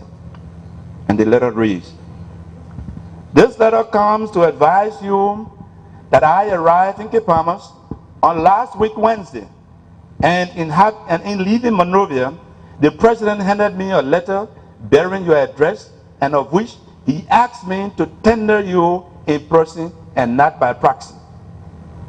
In view of this fact, I shall be pleased to have you come to Harper at an early date and thereby take delivery of same." All of this I've quoted from Johnson's 1987 Bitterken, pages 185 to 186. In addition to these predatory raids for laborers to build public roads, workers for the newly established Firestone rubber plantation, the government, as you know, provided laborers for Firestone when Firestone was founded in 1926, and men to ship into slave labor into Finanopo. Military incursions were ordered by President King into southeastern Liberia, into Putu in the 1920s, remembered as the Putu War, in a bid to extend the authority of the Monrovia-based central government over the inhabitants of the interior. As a direct result of these unprovoked military incursions, my family and many other families were displaced. 2 of my uncles were kidnapped by government soldiers and used as potters. They never returned to Putu. One uncle settled in Gio country, in Bound to be exact, which in 1964 became part of Nema County, while the other settled in Pelia country, in Sananye, now part of Bon County. And until his death in November 1974, my grandfather, Chief Bole, never saw his brother who was shipped to Finanopo. Neither did he get to know his 2 sons kidnapped by government troops to perform potter duties. These are historical antecedents of the heroes of Liberia. My generation, my father's generation, my children's generation never got to know family members, as I'm sure many other families, kidnapped and ordered on orders of District Commissioner Cummings Johnson and forcibly shipped into slave labor into Finanopo.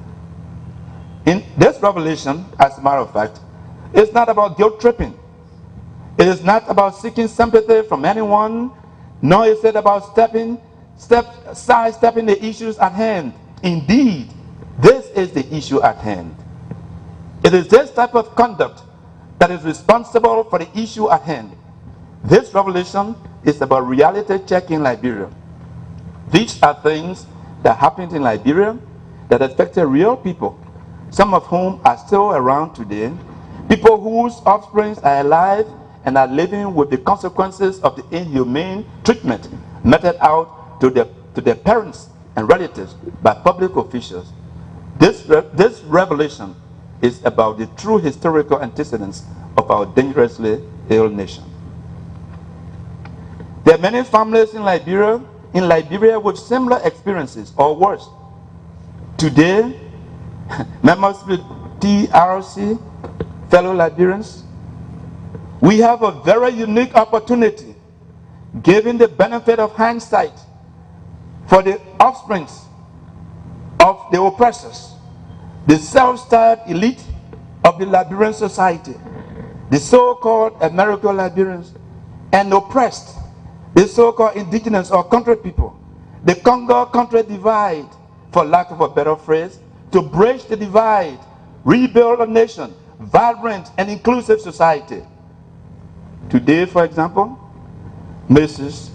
Olobenki King Akirele, granddaughter of President Charles Dumba Burgess King, the president whose administration is characterized by the worst form of oppression and abuse of the native population of Liberia, is foreign minister of Liberia, and the granddaughter and the grandchildren and great-grandchildren of District Commissioner Karen Johnson are in positions of leadership in both public and private sectors in Liberia. We have an opportunity to reconcile the past. Most importantly, we must acknowledge that not only is our present adversely impacted by our present is the consequence of our past.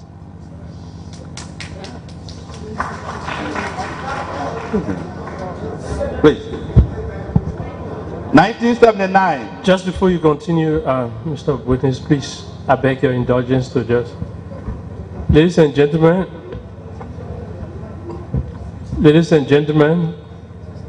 however we appreciate the comments of the witness, please, we do not prefer comments from your end.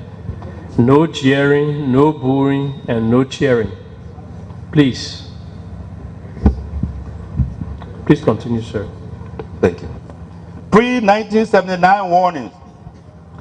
As previously stated, the warning signs of pending calamity in Liberia were posted nearly 2 decades after Dr. Charles Spurgeon Johnson's disturbing visit to Liberia in 1930. Another American author, Raymond Leslie Beall, in the preface to his book, Liberia, A Century of Survival, published 1947 in commemoration of Liberia's centennial anniversary, noted, I have written this little book, this little centennial volume on Liberia in the hope that the next century will be happier. We are entering into a tough world in which the colored people will demand forcibly rights which they have hitherto not enjoyed. These rights should be granted to Liberia as well, unless something radical is done to narrow the gap between the governing oligarchy and the Liberian people. It is not impossible that within 25 years, fighting in Liberia will break out. This was 1947, written by an American. Mr. Beall concluded that fighting in Liberia had not begun because of the presence of American troops in Liberia, while Beall's warning was in relation to various issues of discrimination and segregation based on skin color in America. His observation about Liberia was prophetic. The events of the previous century were clear indicators of pending doom in Liberia. Every Liberian family, be it of the governing oligarchy or the so-called indigenous Liberian, has been adversely impacted and victimized as a consequence of our collective national attitude of indifference. The indicators and events referenced by Mr. Beall during Liberia's first century of statehood are common knowledge to Liberians and students of Liberian affairs, except, of course, regrettably, for the present generation of Liberians who, as a result of the war prophesied by Mr. Beall, never attained any form of education and are therefore less educated than their parents. A culture of lies Mr. Chairman, members of the TRC, despite the less than desirable experiences of the last century and a half, Liberia continues to sink ever rapidly to new lows. The culture of dishonesty and lies the circulation of unsubstantiated rumors and deliberate disinformation of self-serving disinformation is fast destroying this nation. National figures and supposed intellectuals seem incapable of shaking off the culture of lies and circulation of self-serving disinformation. These vices are more destructive than bullets. The self-destruction from which we Liberians, now try to extricate ourselves was fueled largely by lies circulated domestically and internationally to the delight of individuals and nations seeking surrogates to do their bidding. It is said to be believable, a lie has to be big enough and told by a person or persons of an institution or institutions of equally important stature. A few examples from personal experience might suffice. You know, for the last 4 decades, lies that have been circulated about us, disinformation, have impacted us in so many ways. In fact, in so negative fashion that it's become part of the culture of this country. It's important, very important. And again, for someone like me, who stands accused by this commission and others around the globe, this might very well be my only opportunity to just tell you exactly a little bit about my own experiences, who I am, so that people stop making up stories about who George Bole is. That's important. The self-destruction from which we now try to extricate ourselves, as I said previously, was fueled largely by the circulation of disinformation. In my own case, sometime after the 1979 rights riots, lies circulated in Monrovia that I was read by then President William R. Turbot and his wife, Mrs. Victoria Turbot, a privileged country boy, a beneficiary of elitism and the privileged class in the Liberian society. Interesting. 2 now deceased cabinet ministers of the Turbot government claimed this information got around in the immediate aftermath of the April 14, 1979 rights riot at one of the cabinet meetings.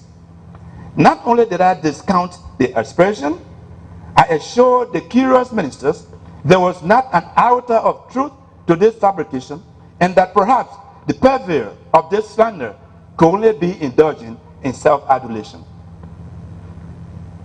In the wake of the April 12, 1980 coup, this big lie resurfaced, this time with such venom that it not only almost cost my life, but gravely affected, for some time, the conduct and operation of the PRC government in the immediate aftermath of the 1980 military coup d'etat, an example of the destructiveness of negative impact of lies, or of a lie in this case.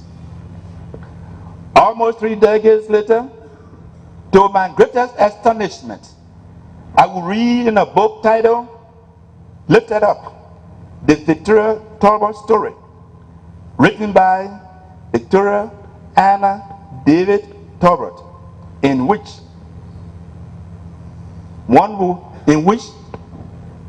will be considered, the book itself will be considered, an autobiography. It was an autobiography.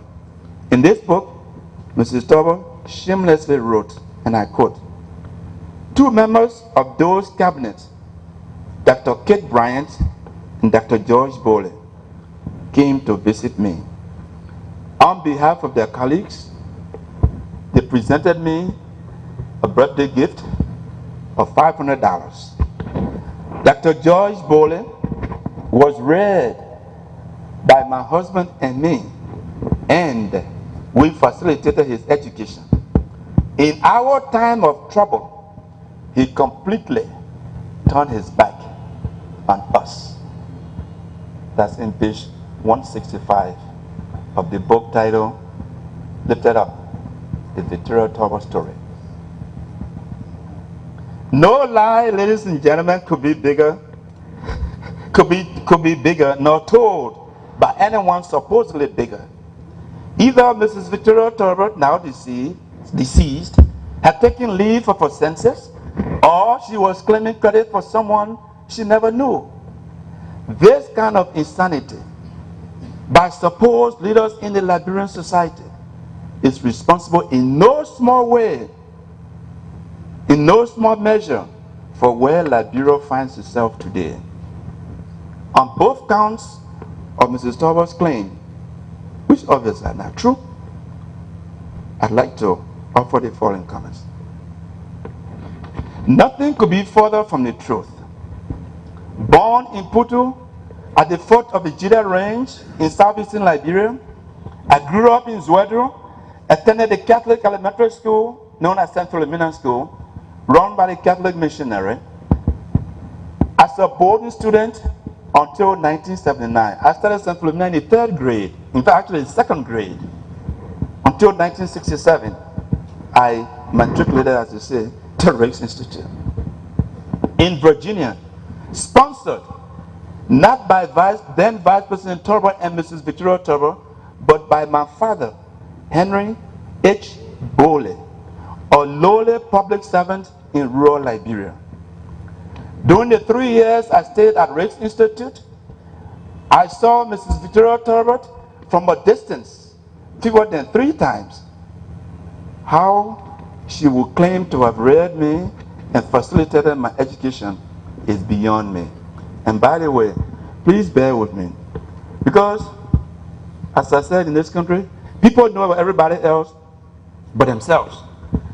For nearly 42 years, from 1967 until now, that's 42 years, 4 decades of my life, I've been living in the shadows. It's been going all around. Close to me. Hey man, I thought was song. Man, I thought was raining. I thought this and that. I don't know where the stories came from.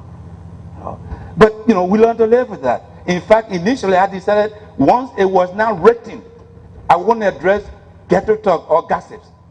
Okay? But once it ended up in writing, then you have to address it. These lies have impacted my life. You know, look, I decided, well, okay, maybe they just talk.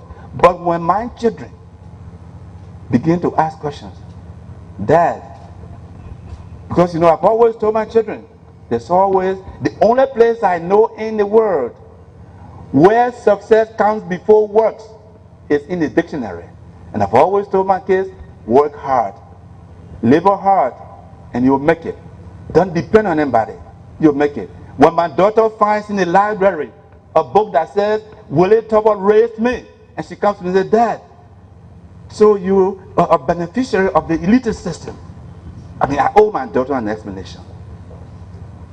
And, you know, I say that it's an opportunity. Maybe it's a timely opportunity. And so bear with me, because we will, you know, we will put these things into order. As I said, you may never hear from me again. This is my opportunity to tell you who I am, how I got to where I am, so that today I've become, oh, this George Bowley. I mean, just go on Google, put in George Bowley. There's more things written about me than practically everybody in ROL. It's interesting. For a man who was born in rural Liberia, all of a sudden, everybody knows George Bowley. Everybody is responsible for his success, if we may call it that. And so I need to put this to rest. Last night my brother came to me and said, brother, you got to put this to rest. People push him around this town, talk about race of brother, and he turned on the family. Hey man, where did this lie come from? So we're going to put that to rest today, here, At least that'll be one less thing that will follow me. You know, that'll be one less finger I'm going to take off my back today.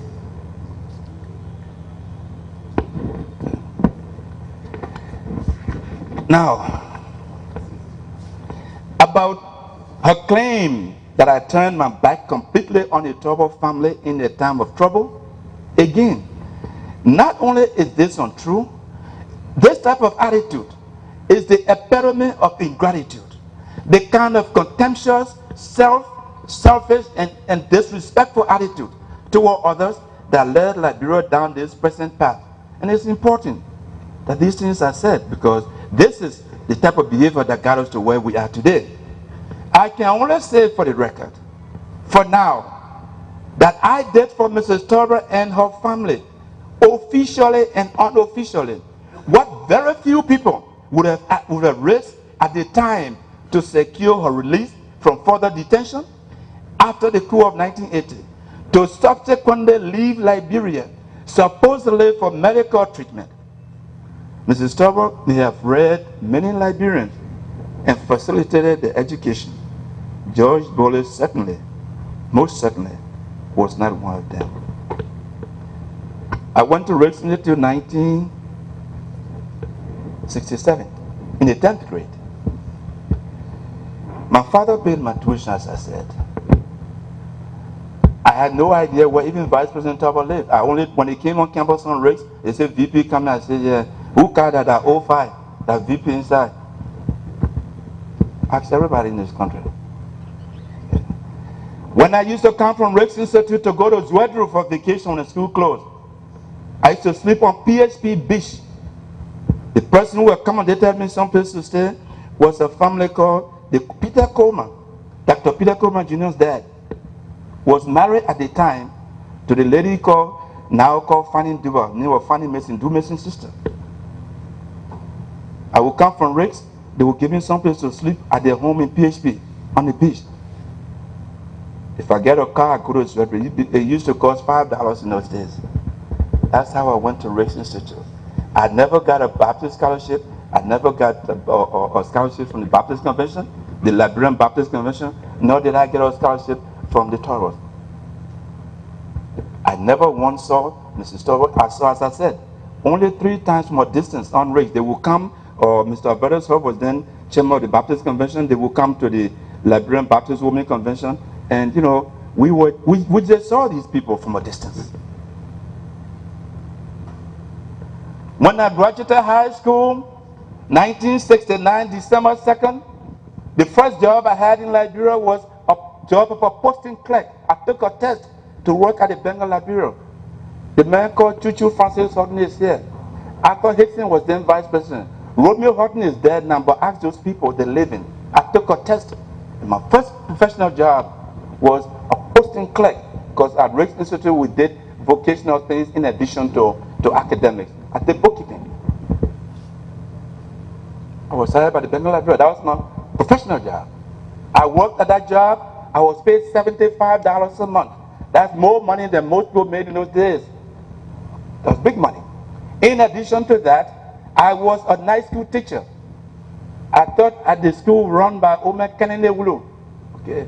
This minister or Wulu's or dad, he was the principal of the school. Omer John Kennedy Wulu. Richard Nixon High School. Really on in Bassa community. I worked that night as a school teacher. I made extra $25. I made $100 a month. I'm getting money. I saved that money.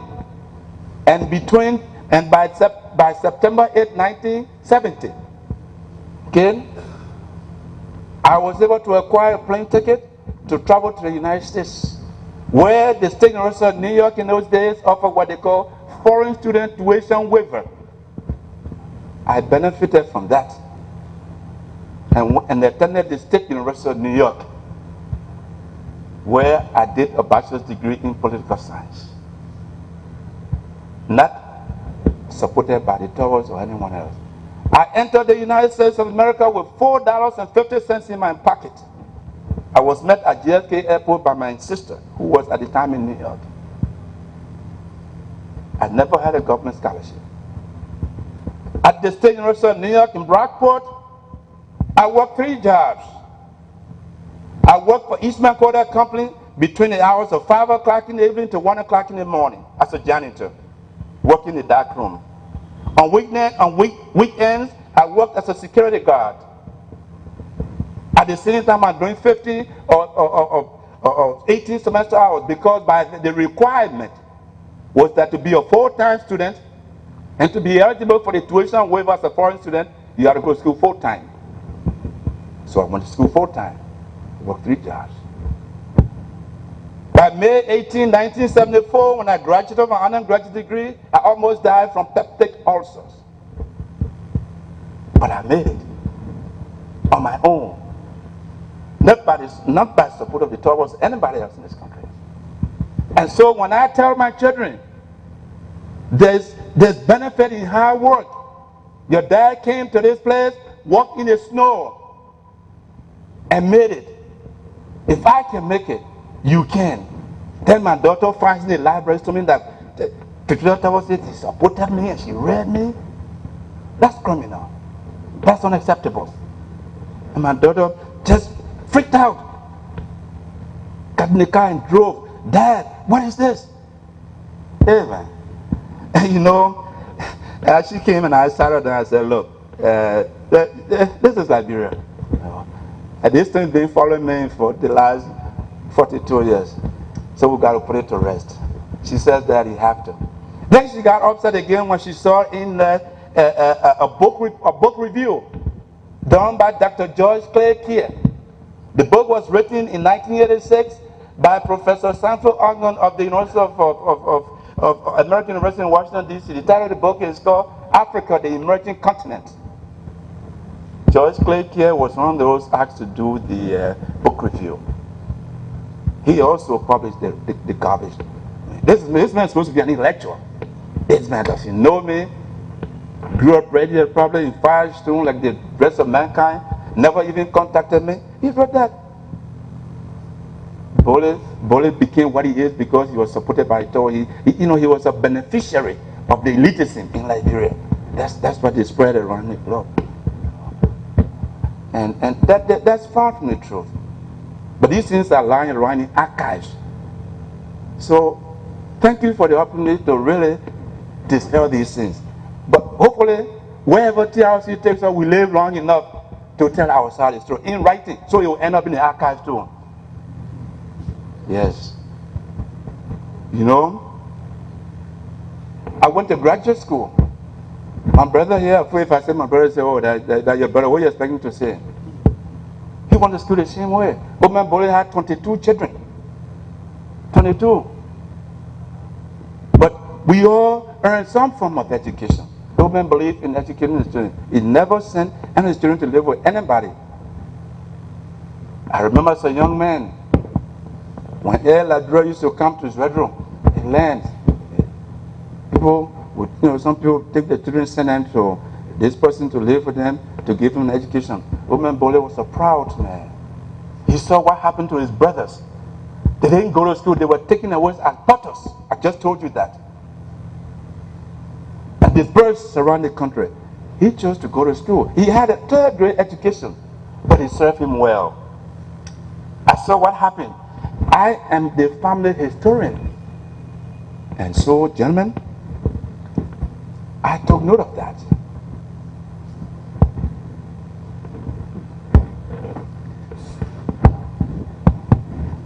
In early 2005, Dr. Emmanuel Dolo, residing in the state of Minnesota, contacted me regarding the role of the LPC during the Liberian civil conflict, and interestingly, to verify whether or not I was ever a ward of the late President Toba. That's not interesting. Everybody wants to know who I am, how I became what I became. You can't be anything in this country unless you're supported by people other than your family.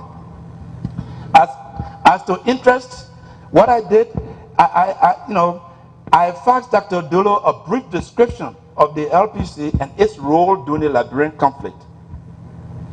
As to interest in my upbringing and the circulation of prevarications in the Liberian community in Minnesota, of my alleged relations to the Tobas, I referred Dr. Dolo to contact Dr. Wilhelmina Talbot Holder, daughter of the late president and wife of Mr. Burley Holder, former minister in the Talbot government, also resident in the state of Minnesota, to verify these falsehoods. According to Dr. Dolo, when contacted to verify whether George Burley was read by the Talbot family, Dr. Wilhelmina Talbot Holder responded, and I quote, and this is Dolo, he's around. He never lived with us, but I heard my father bought his first pair of shoes. Can you imagine? Mrs. Talbot did not read me, but Mrs. Talbot bought my first pair of shoes. That's what Dr. Wilhelmina Talbot Holder, I mean, this woman is a physician, well-educated, medical doctor. But her mother had published that they read me, so they didn't read me now, but they bought my first pair of shoes. So between the time I was on St. Philomena in Zwedru until 1967, I came to race, what was I wearing? But that's neither here nor there.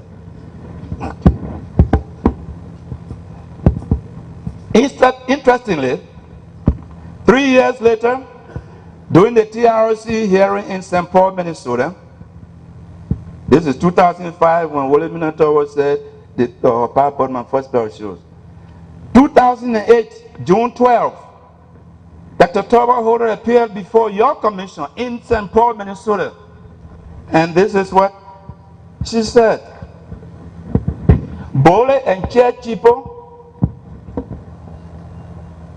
made several visits to soldiers and security men assigned around our residence during our house arrest. According to TRC press release, Dr. Wilhelmina Talbot Holder continued, during one of those visits, while they were on house arrest after the coup, Mr. Burley said that Talbot sent him to school and provided a scholarship to further his education in the United States, unquote. Having previously told Dr. Dolo that her father, President Talbot, bought my first pair of shoes, the learned physician recalls 3 years later that I told her and her sisters, while under house arrest after the coup, that her father, the late President Talbot, sent me to school and provided a scholarship to further my education in the United States.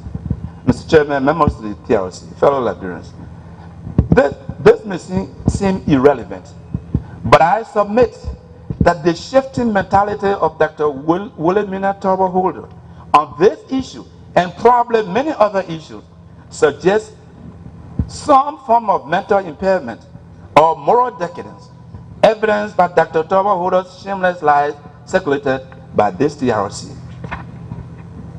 Finally, and let me put the record, I repeat, I never, alone or with former Justice Minister Chechipo, at any time visited the residence of the Talbot daughters while under house arrest after the coup, let alone provide the information attributed to me. The only daughter of the late president known to me is Mrs. Christine Talbot Norman, whom, by the way, is a very pleasant and affable person. It is important to put these lies to rest because they speak volumes of the inebriated and warped mentality of this self-styled elitist class of Liberians accustomed to treating others with contempt and indignation. For more than 4 decades, as I said, these lies have been these lies about me have circulated uncorrected.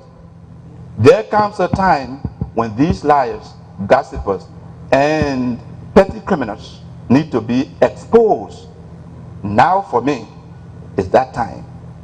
I publicly challenge anyone and all to rebut not only my version of these events, but produce any evidence to the contrary. The gathering storms.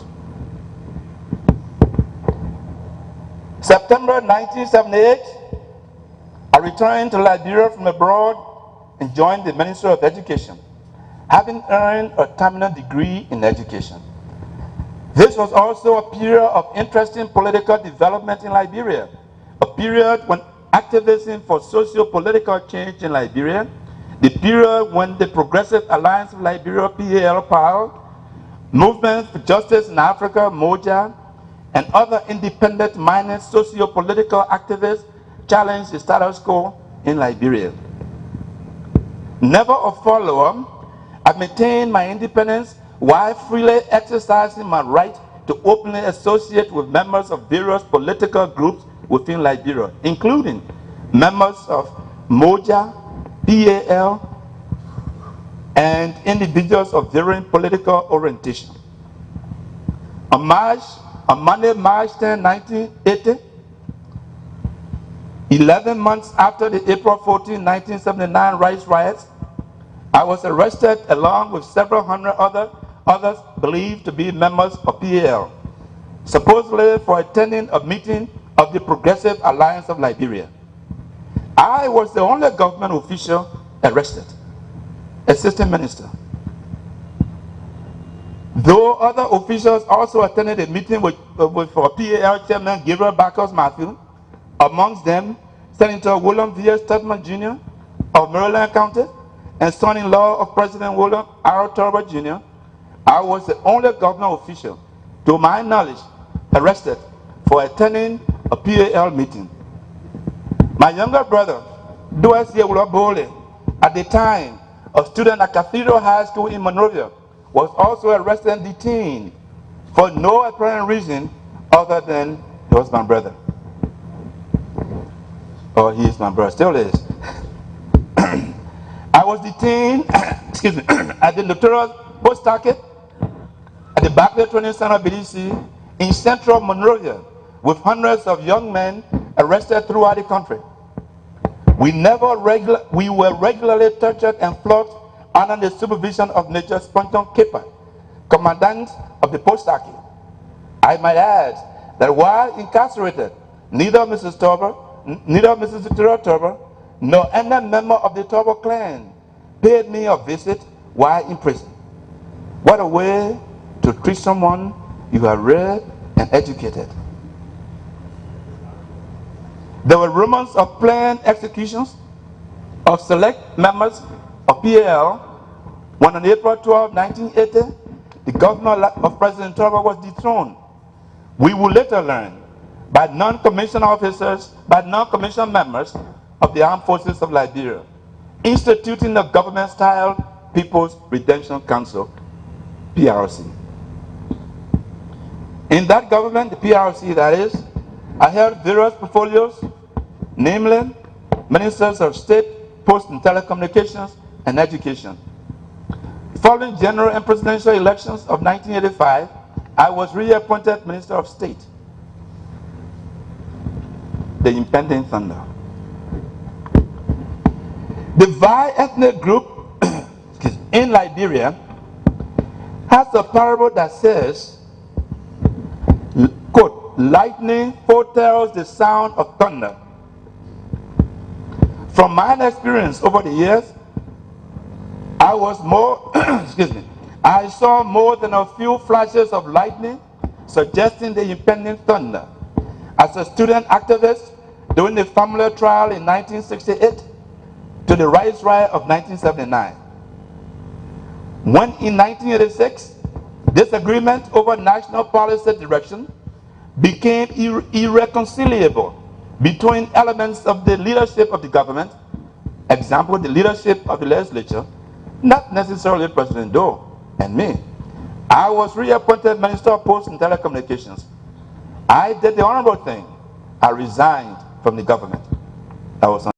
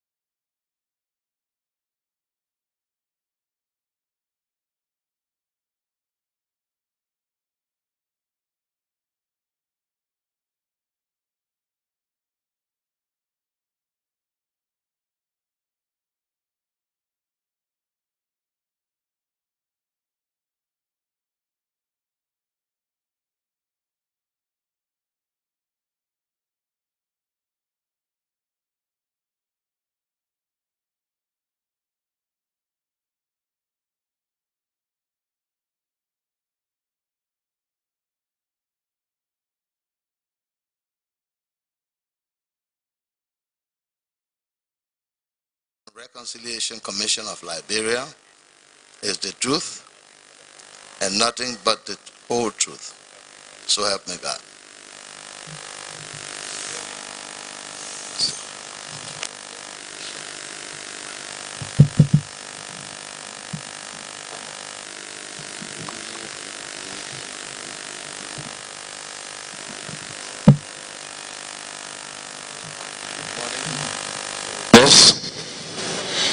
Good morning. Morning. We want to, on behalf of the Commission, welcome you to these public sessions of the TRC and extend to you our appreciation for your acceptance of our invitation to come and share these moments with the Commission and the people of Liberia. You are aware that the TRC grew out of the Accra Peace Agreement and has become a forum that should afford us Liberians to understand our past, to understand our problems, to understand the root causes of our problems, so that a foundation for lasting peace and lasting peace and reconciliation can be laid based upon our lessons learned and experiences of the past. What many people don't know is that prior to the 90s, you have been active and a key player in our political life. And based upon that, your experiences are what you intend to share with us today, which leads from the early 70s up to the 1980 coup, and then leading up to the periods of the 90s, and then up to the several peace agreements you helped to broker as a representative or member of the National Patriotic Front of Liberia. So it was against this background and your rich experience and public life, we thought to invite you to come at this forum to join us in this discourse. So on behalf of the Commission, I want to say thanks for coming. You are most welcome again. Thank you very much. I'm privileged also and pleased to be invited by the Commission. It is my duty as a Liberian citizen to represent a broad section of the Liberian people and to share my experiences and my knowledge of the situation prevailing with the crisis over the last 20 to 25 years in our country. Okay, I would like to use this time to introduce commissioners, and then you move into your full presentation. Commissioner Sheikh Kafuma Konen sits at the right end of the panel. Next to him is Commissioner Per Brown-Bull. Next to her is Commissioner Umu Sila, Commissioner John Stewart, and then Commissioner Jeroy Coleman. I'm Jerome Foydier. Again, it is our pleasure. We say you are welcome. It's all yours. Thank you very much.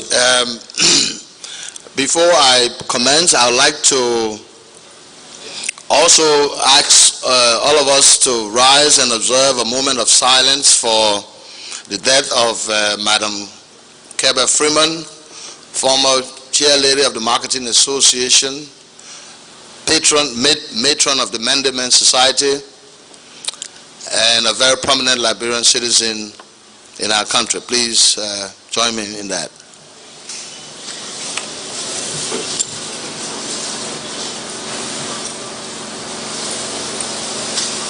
Thank you.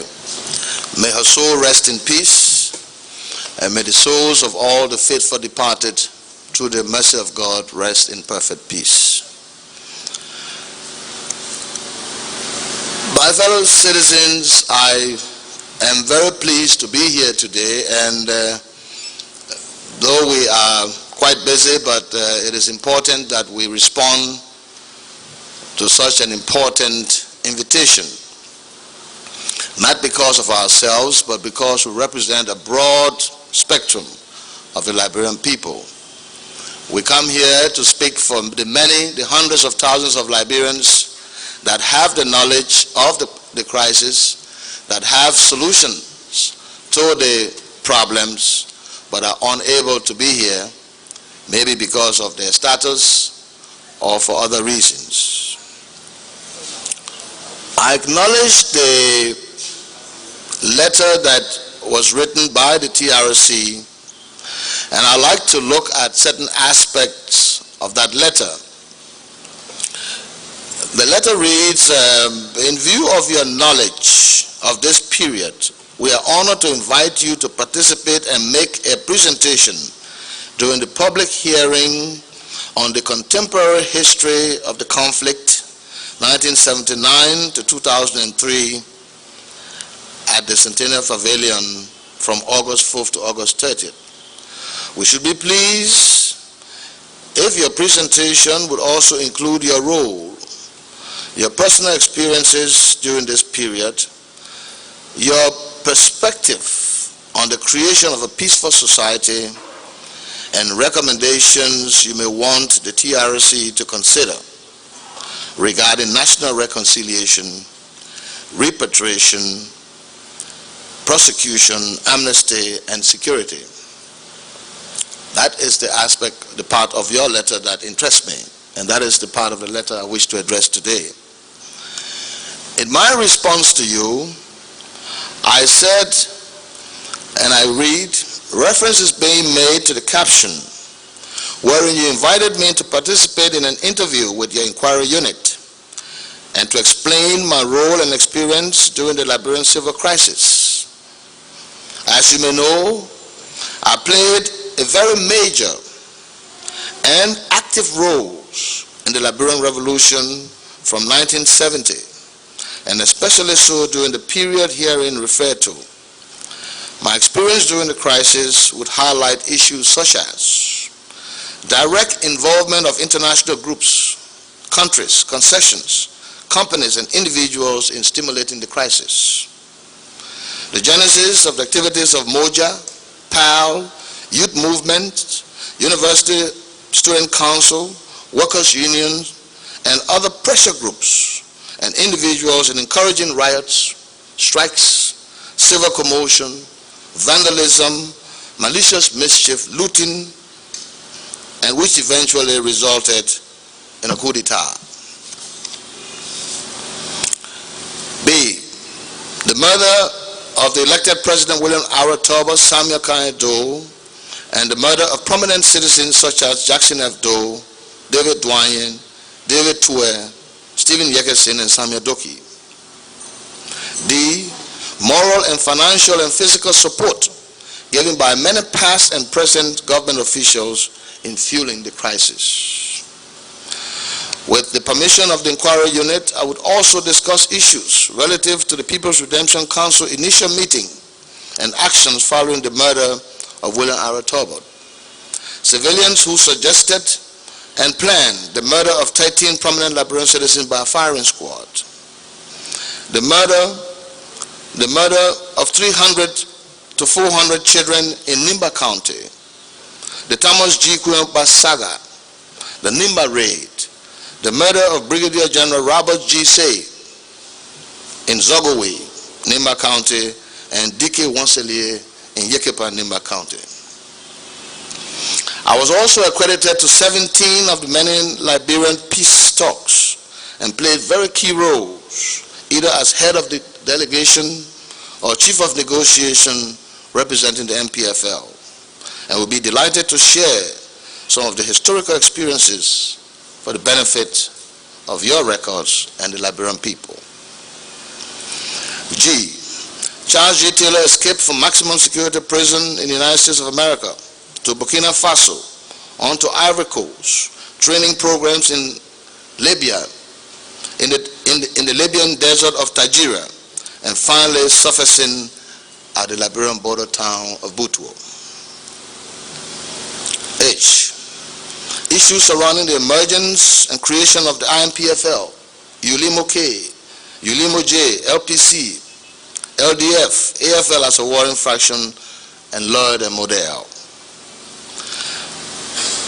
I, the role of regional leaders such as RUF Fode Sanko, General Mosquito, General Issa, Gambian Special Forces and the leader Samba Sayang, Dr. Manning, Babu Zumaniga of Guinea, and Lassana Conte of Guinea. General Robert Gay of the Ivory Coast, Blaise Compaoré of Burkina Faso, Johnny Paul Nkrumah of Sierra Leone, and the ECOMOG Nigerian, Senegalese, and Ghanaian generals and colonels, their role and their involvement, men in transitional government, and over 20 political parties, and a lot more. Mr. Director, as a consequence of the extensive, informative, and realistic and practical nature of my explanation to the inquiry unit, coupled with the broad-based political institution and constituency which I represent, this will have to be a live and radio television program. I also volunteer to assist the TRC in defraying part of the costs of the airtime and radio promos for the program. Well, I don't have to do that now because I'm certain the TRC has enough fund to carry out its work. I will commence first of all by extending my sincere gratitude and thanks and compliment to the members, the chiefs and the elders and the Zulus of Liberia, members of the traditional societies and the traditional leaders of our country, who over the many years have assisted in maintaining peace, tranquility, and stability between and amongst our people. We remember during many years where the leaders, the traditional leaders of this country, were involved in harmonizing and settling disputes and organizing and coordinating security at various levels of our society. We want to recognize them and to give them the due respect and the honor that is due them. Now it is a bit complicated to deal with these issues because I would first of all want to give my experience, but it's impossible for me to give you my experience without primarily telling you my role. I had to have played a role to have the level of experience that I have in the crisis. A real man is a man that is able and has the capacity and ability to dance by any tune. That is primary. We joined the revolution very early. Now, the revolution in this country started as far back as the late 60s. A group of progressives returned from school abroad into this country and began a movement to educate the masses of our people to the social and economic, to the unfortunate social and economic conditions that prevail at the time. And it was at that time that most of us young people came from secondary schools or high schools and entered into the university. At the university, at the time, the university was a breeding ground for educating our brothers and sisters to the unfortunate economic conditions. The reason being that most of the progressives that came back to the country during that time were lecturers at the University of Liberia and Cottington University College. We participated very strongly in the initiation of multi-party democracy at the University of Liberia, with Frederick Gobewole contesting the election in the early 70s, and we participating. We also organized ourselves under the banner of the Movement for Justice in Africa, MOJA, where you had professors like Professor Vusmaki from South Africa, Ngai Mashima from Mozambique, Dr. Tipote, Dr. Sawyer, Dr. Famule, Professor Du Twanre Mason. These were the people in the vanguard of the African liberation. Now, we want to, before we get into that, maybe most of that will come into the question and the answer period. Before we get into that, we would like to admonish the commissioners also, the commissioners of the TRC and the Liberian people. Fellow commissioners, what you do at this commission and how you do what you do here will go a long way in determining the destiny of Liberia, the land of our nativity, our heritage and pride. This glorious land of liberty must remain ours, and it must be free of oppression, free of suppression and indignation, now and forever. This is the kind of Liberia we envisage for ourselves and our children. My role was quite clear because I want to take my role now from 1990, and then later on we will go into details surrounding the 70s and our involvement in other things. But we joined the revolution in 1990 August. The revolution was quite a formidable one because most people, now before you get into the details, we'll find out that most people joined or took part in various warring groups or revolutionary groups because of their own desires. Now in 1990, we joined the revolution because of our desire to return home. As you may know, during the Samuel Doe regime, the latter part, after we're very close to the PRC government, we had to, for some reason of dislike or whatnot, we had to go into exile and lived in exile from 1985 up to 1990. Our desire to return home was burning, and we made some appeals to the government at the time under Samuel Doe, and he granted some sort of amnesty to me to return. We returned in early June 1990. At the time, the war was already on, and we already had knowledge of it. But as it happened, there was no discipline, there was no guide or protection in the war, and so it spilled over, and no one knew who was what at the time. But our desire to return and the oppressive regime of Samuel Doe was one of the key factors that encouraged us to support the revolution. Now, I'll give you a brief history of how it happened. We were caught up in the red light area after the MPFL attacked Painesville. And just to give you some of the scenario of the things that happened in Liberia and the cause of the crisis, the general attitude of individuals and how they responded to their people. When the MPFL fighters arrive in Painesville, remember, when they arrive in any town, the first group of people they come in contact with are members of the lumpen proletariat class.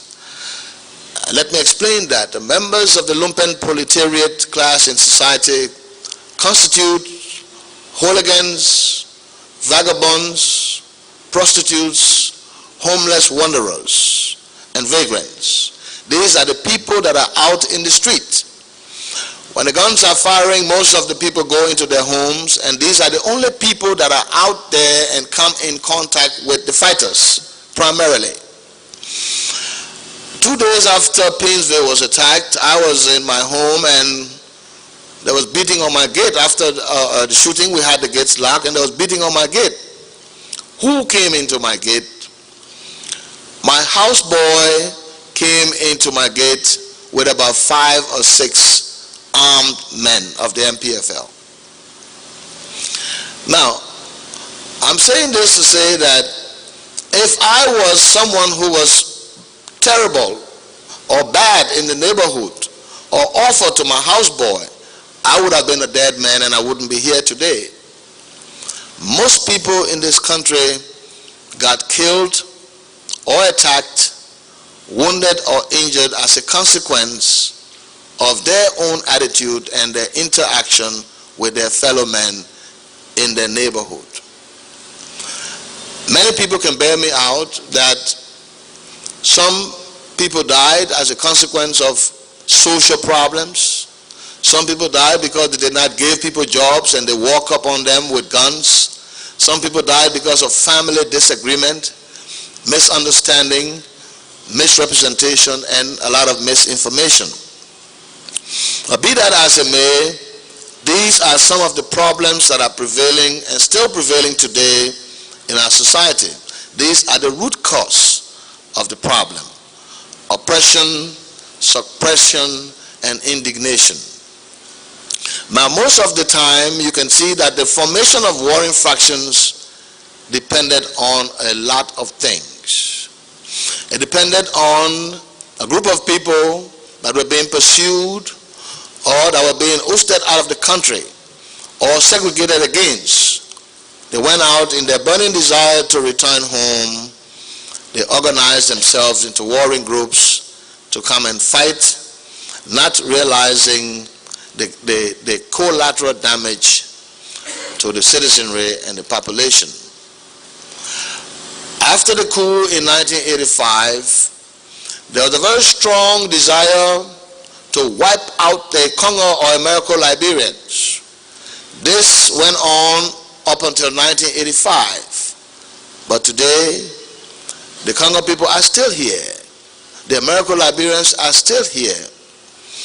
After the Thomas Kurumpa coup in 1985, there was a strong desire to wipe out all the Guios and Manos. They tried to kill many of them, thousands of them. But today, the Guios and the Manos are still here. And they are still with us in one society and one nation. Another 5 years came out, a burning desire to kill all the crowns and Mandingos. The crowns are the consequence of Samedo attack on the Guios and Manos, as a consequence of Kurumpa attempted coup. And the Mandingos was a different scenario because of the desire to reclaim their lands in Lofa, Nimba, Bon County, and other counties where the Mandingos had settled, owned land, and owned properties. This desire came to eliminate them, not because of their involvement in the political sector, but because of greed for their land and their properties. The Mandingos are still here with us, playing a very active role as Liberian citizens and doing what they know how to do best. We are saying these things because there have been desire and quest all the time to eliminate one or the other group of people. And we find out that these people are still here with us and we are still together. Some individuals come in and say that the American Liberians, I mean, no defense of that. I am, as you all know, my base is both. I cannot be on one side because I am a product of intermarriage, African native and American Liberian. But I say this to say that history must record that there was never a time in the history of Liberia that there was one homogeneous society. Some people come in and give the misrepresentation or the misconception that our indigenous people were united when the settlers came in. There was no unity here. There was a series of wars, there were a series of kingdoms, and each king or chief of a tribe had his own kingdom. There was no unity, there was no homogeneity between and amongst the Liberian tribes prior to the coming of the settlers. That misconception, and some Liberian historians use this as a base to try to antagonize one group or another, giving the impression that there was collectivity or homogeneity before the settlers came. There was nothing of such. Now, my resume maybe might tell you the roles that I played in the revolution. When I got out of the refugee camps, I'll tell you what happened there before some people begin to think that I was just I just dropped from the sky in the revolution. I was one of the individuals at the refugee camp in Fendo with my family. And the refugee camp was overrun several times by Prince Johnson, the second time by Mr. Taylor and his MPFL. And then, at the time that Mr. Taylor visited Fendo, we were all standing on line. And he saw me on the line and he said, "Oh, but man, what are you doing here?" And I said, "Oh yeah, I thought you were in exile." And I said, "Yes, I was, but I'm back here." He said, what you do? I said, "I'm displaced like everybody else." He said, "But you can't be here." And he instructed one of his commanders to organize a vehicle for me and a jeep and took me with him when he went to Habel. When we arrived at Habel, I lived in his house for about a month with his family and my family. And there was a desire for my family to leave. They didn't like the atmosphere. There was too much shooting and gun running and all that. And so my family left and I decided to stay. And I said to him one morning as we were sitting on the porch in Habel Hill drinking coffee, and I said to him, I said, "My dear brother, you've been fighting for almost 7 to 8 months now, but you have not declared a government. You have to form a government, a civilian administration, so that the people can get out there and tell the world about your objective. All they know that this is a rebel group that's going about from village to village, killing people and murdering people, and people are dying, and the international press is reporting what they want to report. You must now form a civilian administrative group that will cater to other aspects of the revolution. This is a revolution." He agreed with me, and on August 12, 1990, he formed the MPRAG government. Now, I would want to say something here that people should understand, that the Cotonou Accord recognized the fact that there were two governments in Liberia. No one should sit here and believe that the IGNU government in Monrovia was the only government in Liberia, and that those from the IGNU government have the right or authority to question the operation of the National Patriotic Reconstruction Assembly government. That was a government. That was the government of the majority of the people of this country, controlling over 90% of the country, controlling the natural, mineral, and human resources of the country, and functional as a government. At the time, I was at the early stages of it, I was very pleased with it because at the time there was no acts of corruption, because they were killing people for doing nothing. So you could not even try to do anything to the contrary. At the time the government was set up, you had ministers, and many of them are still here today. Some of them are even working in the new government. Some of the ministers that were appointed by Mr. Taylor at the time. And the MPRAG operated fully as a government. There were 13 to 14 timber companies.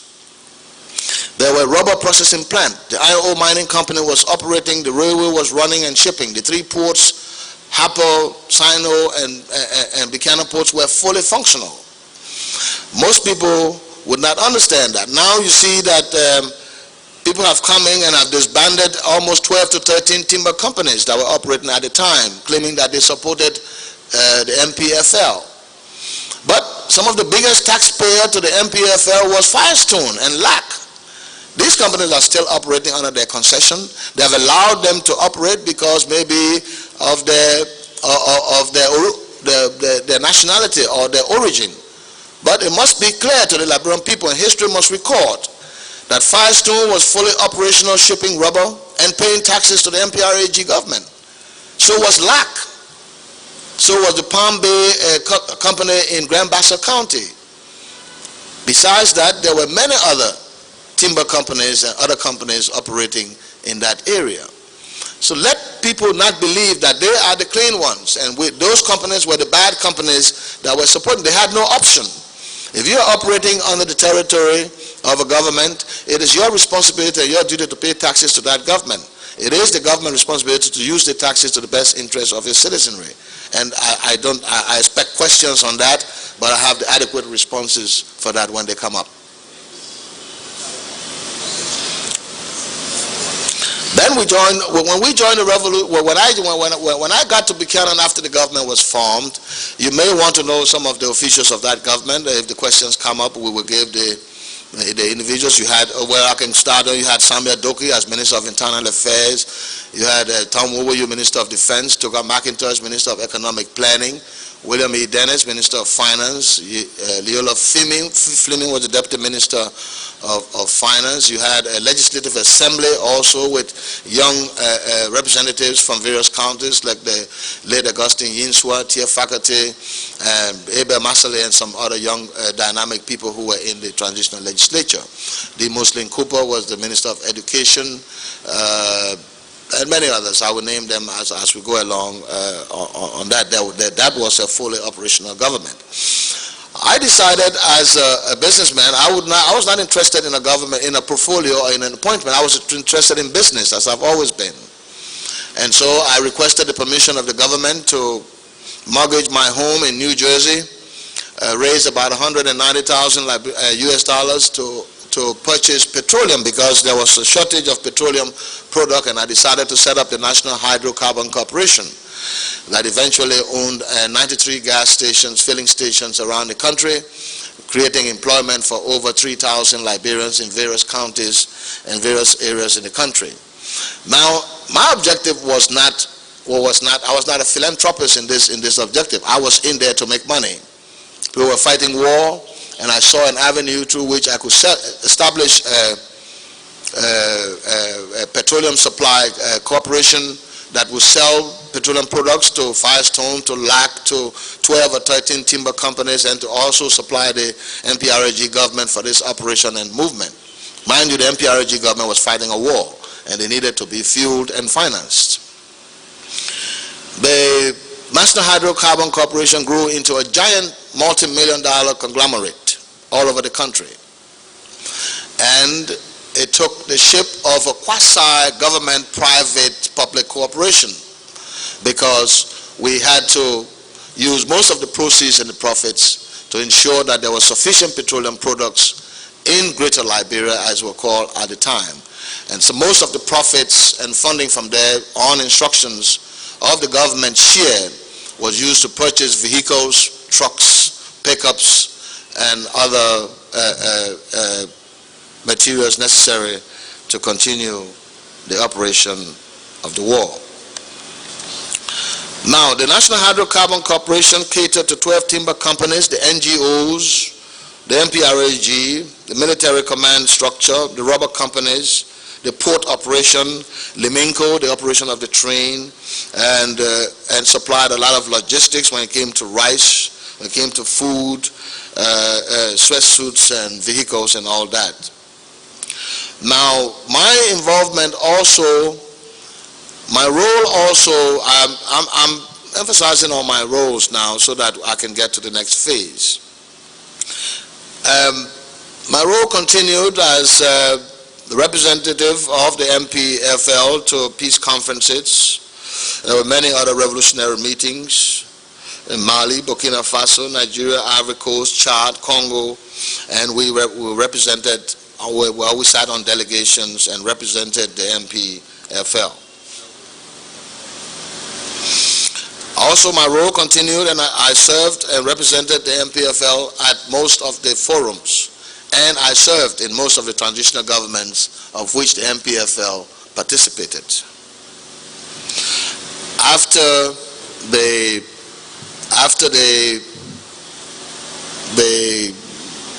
war came to an end and there was peace, some semblance of peace, the political climate was declared open, and I proceeded with the permission and the authority of the president at the time, Charles G. Taylor, to transform the MPFL, to transform the war machine into a mass-based political party. That was the function that I had, a major function that I had to undertake prior to the elections. Well, being a political scientist and someone who has been involved in political parties and political operation, it was very easy for me to do.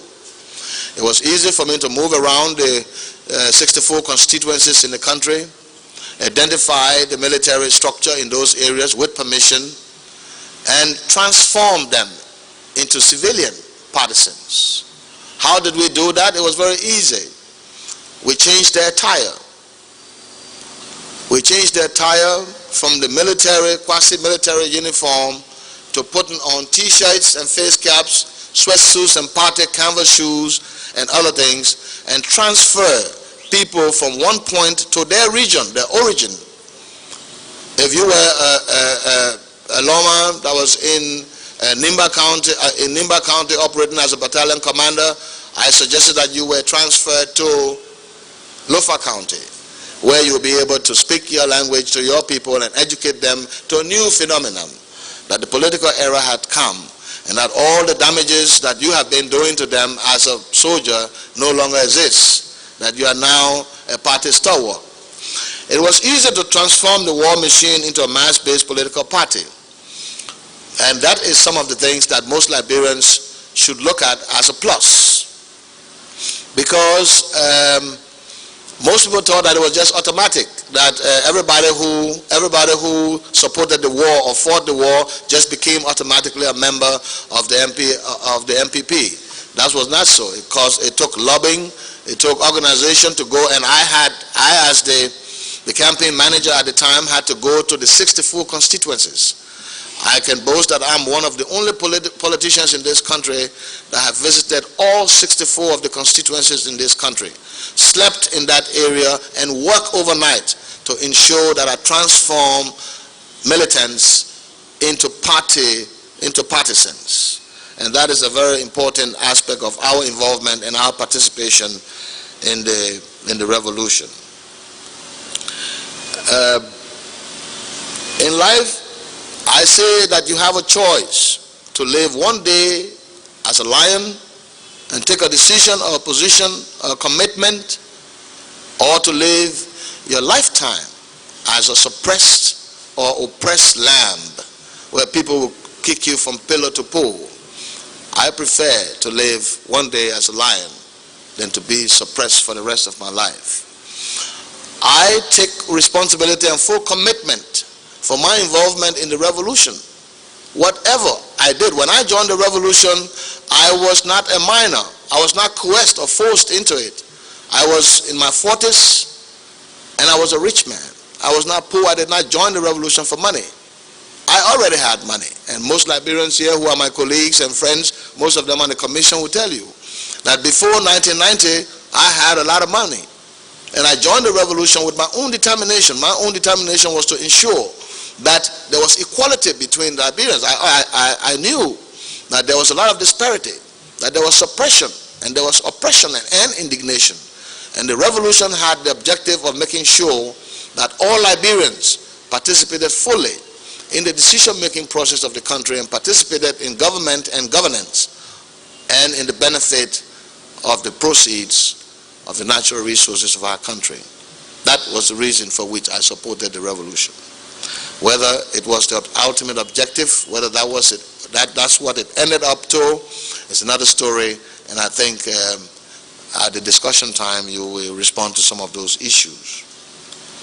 Now, what is important is that one day we will all die, and so we have to do all we can to improve the remaining brief periods of our lives. How do we do that? We must all be committed to the national development effort of our country. The scenario goes where many Liberians think that, and that is still going on today, and most people from the time that we were young, most people have a tendency to believe that I did not spoil this, so I should not fix it. When we're kids, you will leave a bucket somewhere, and they will say, go and move that bucket. And you will say, I did not put it there, so I'm not going to move it. Now that's what has happened in Liberia today. The decadence in our society have been caused by such general attitude at the lower level. We grow up with this tendency, and Liberians have become more and more divided over the concept of I did not do it, so I do not have to fix it. Then we go to the subject matter that we are about to look at. The direct involvement of international groups in the fueling the crisis. Most people might not know, and history have not recorded, that a lot of countries, the United States and other countries, were directly involved in fueling the crisis in Liberia. They supported, aided, and abetted the revolution in the beginning and continued to support it, provide advice, support, and all. They brought in Firestone and LAC. These were American companies. They were encouraged or supported by their governments or by influential members of their government, and they continued in Liberia operating under the pretext of protecting their plantations or their assets, but they were working and making sure that they were still shipping rubber to Akron, Ohio to support the 70 or 80,000 workers they have at the rubber processing plant there. Groups and countries, concessions were all involved in that, and individuals also would have had personal interests. Those people who had personal interests for whatever reasons they had did come in and did support the revolution to every extent. No one should now play that they are clean and they were not part of it. They were only there through their surrogates or whatever. All of these countries and companies and concessions played very major role in fueling the crisis in Liberia, because what they wanted was for the MPFL to continue to operate and hold those territories so that they can operate freely and carry out their business.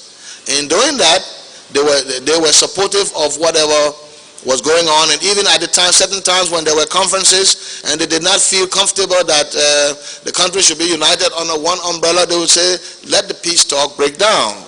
And many peace talks broke down because of selfish interests of some of these multinational corporations. The genesis of Moja PAL, I said that most Liberians have been involved in this. Moja was a revolutionary movement that was involved in educating Liberians to the unfortunate social and economic conditions. PAL was another organization in the United States. There were various youth movements in Liberia, student council governments from the University of Liberia and Cottington College, workers' union and other pressure groups and individuals who encouraged demonstrations, who rose up against government. There was demonstration all the time in the country against the prevailing regime at the time. These are some of the facets, the riots, the strikes, the civil commotion. All these things led to the revolutionary coup d'etat that happened in 1980. It might impress you also to note that there was no time, and history has to record that. If you're going to put Liberian history together, you have to put it together correctly. There was never a time that the 17 members of the PRC, Samuel Doe and his group, sat down in no room to plan a coup d'etat. They did not have the knowledge, they did not have the experience, they did not have the exposure and the wit to even do that after this thing happened, and we kept in contact with them. I was very close to Samuel Doe and very close to most of the members of the PRC. No one can tell me anything. I was there physically. There was never a time, and I asked this question over and over, how did you guys organize and plan this thing here? Harrison Penny was the first to meet President William Aratobo's door ajar and peeped in and saw the president lying down dead. And history got to record that. They never had no coup. They never organized themselves as a group of people to go and shoot the president. The president of Liberia, William Aratobo, was murdered on the night that he left from the Baptist Convention. There were security reports in 1980 that there was an attempt to overthrow the government and to eliminate the president. That's why when he left the Baptist Convention, he did not go to Fendo, where he should have been. That was the plan. The plan was to eliminate him in Fendo and then Lieutenant Colonel Jebo and others that were trained by the U.S. military mission would march from Shuffling and come down to Monrovia and take over the executive mansion. That did not work. President Talbot left from the Baptist Convention and went to the executive mansion. But there was also a plot there that if he was there, he was going to get killed, and he was killed there. Our president was murdered by foreigners in our country, and history must record that. People must stop thinking that a group of uneducated enlisted men in the armed forces of Liberia planned a coup d'etat and overthrew the government and killed the president. That was not the case. And no member of the PRC, whether alive now, can turn up and tell you that they had any prior meetings together as a homogeneous group to organize a coup d'etat or to kill the president and take over. It was unfortunate for the planners of the coup that it was discovered that the president was killed prior to the time that the men that they had positioned with new uniforms and all to come over and take the executive mansion. That's why when Samuel Doe, after a few days of the coup, d'etat, after a few days, Samuel Doe began to chase Lieutenant Colonel Jebo, and he was wanted dead or alive because the same people who planned the coup, who planned the murder of Talbot, had already informed some of the security members and members of the body that was trained, because after Doe and others took over, this group dispersed, but most of them were on the run. Some of them were middle-level military officers who took positions and was hoping that they would be appointed into government to get jobs and continue their lives because their own procedure had failed and maybe plan again. Most of them disclosed to their tribesmen and other people that this attempt was on. Therefore, Samuel Doe began to pursue Jebo and finally killed him while he was crossing the river. So let no history record that a group of enlisted men in the army organized a coup. They did not organize a coup. They took advantage of a situation. That was the reason for the crude manner in which the takeover came about. How can you say you plan a coup and all 17 of you will get in 2 cars and drive from the mansion to EFBC, and all of you are standing on top of the table in EFBC announcing and quarreling among yourselves and whatnot? That's no group of people that could organize a coup. There was nothing of that nature. And history has to record it as it is. These pressure groups and other groups, after these enlisted men took over the country, there began an atmosphere of division and segregation. We were close to them, as I said, and you could see that most of the progressives, the guys you see today, the guys you see that form all these warring factions in this country, are all members of one group of progressives. And I would like to say here that we keep blaming 1 or 2 people for all this crisis and all this problem in the country. I would say a generation prior, the Amos Sawyer and Tipote and from Famula generation, one generation over us, the younger generation, these were the leaders of the progressive movement. And you can see that over the years, every one of them, each of them have been involved in the creation or the formation of a warring faction or a political party because of their burning desire for government, for national leadership, or for positions in government. Everyone come in and say, we are going to do better. The same thing, Charles Taylor were here, Lord and Model said they would do better. They came in and stole all the people money. Today, they're running behind them. Taylor told them that rat trap is not for rat alone. Y'all say the government was corrupt. Y'all went and fought war, killed a whole lot of people, brought one government, y'all installed the government that even formed the TRC here, the Ghana Accord.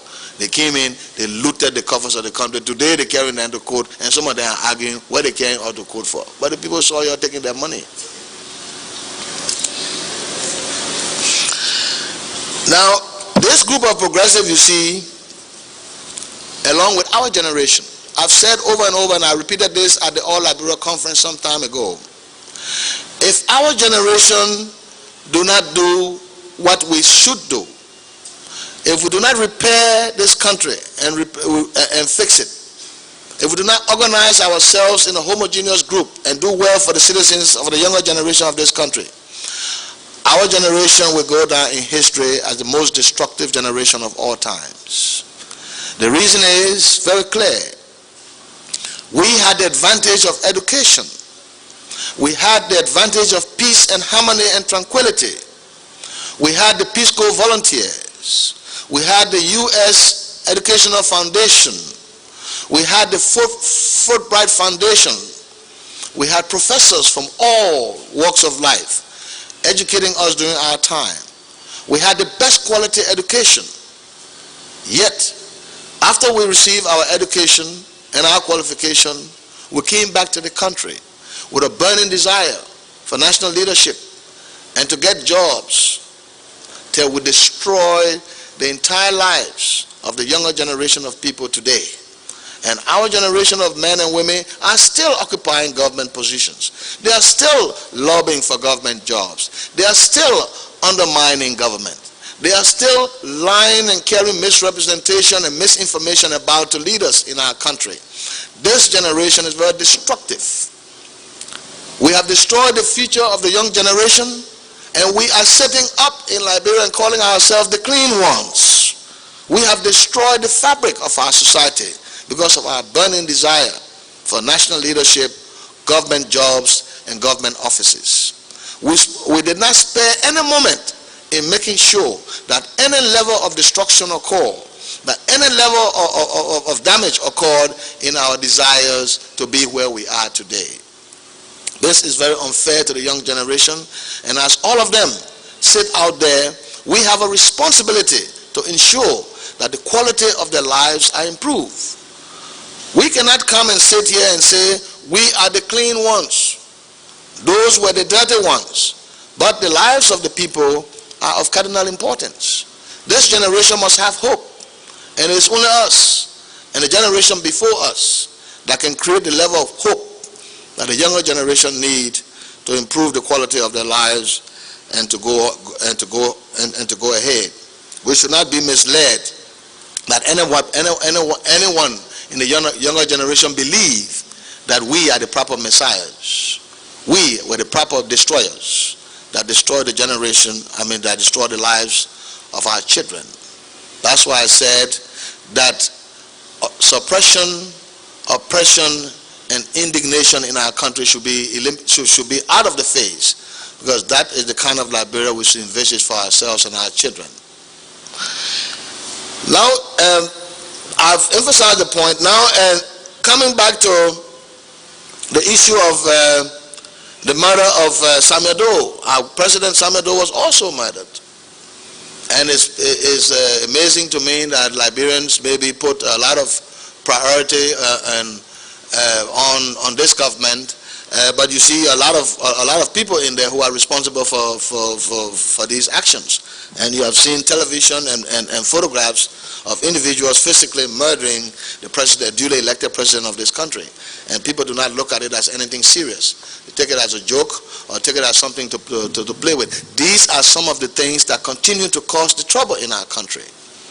No one is going to, no tribe or no group is going to tolerate that level of indiscipline, that level of disgrace and humiliation that was carried out, and people are still vacillating around in the country. They are not apologetic and they are not sympathetic to that cause. Some of them are claiming to be heroes as a consequence of such unwholesome acts in our times. Let us take note of these things. The idea of the TRC, I think, should be that the injured parties, the citizens and civilians who were injured in this crisis, should come and express the level of hurt and injury they have had, and people should be requested to come in and mend those fences. The TRC is not a place to invite warlords. Warlords go to a war crime tribunal. I see why TRC inviting warlords. That's not the forum for that. There's nobody that will tell you there's nowhere in the world that warlords are invited to a Truth and Reconciliation Commission. But that is the situation in Liberia. We respect that, we support that, and we honor it. But that should not be.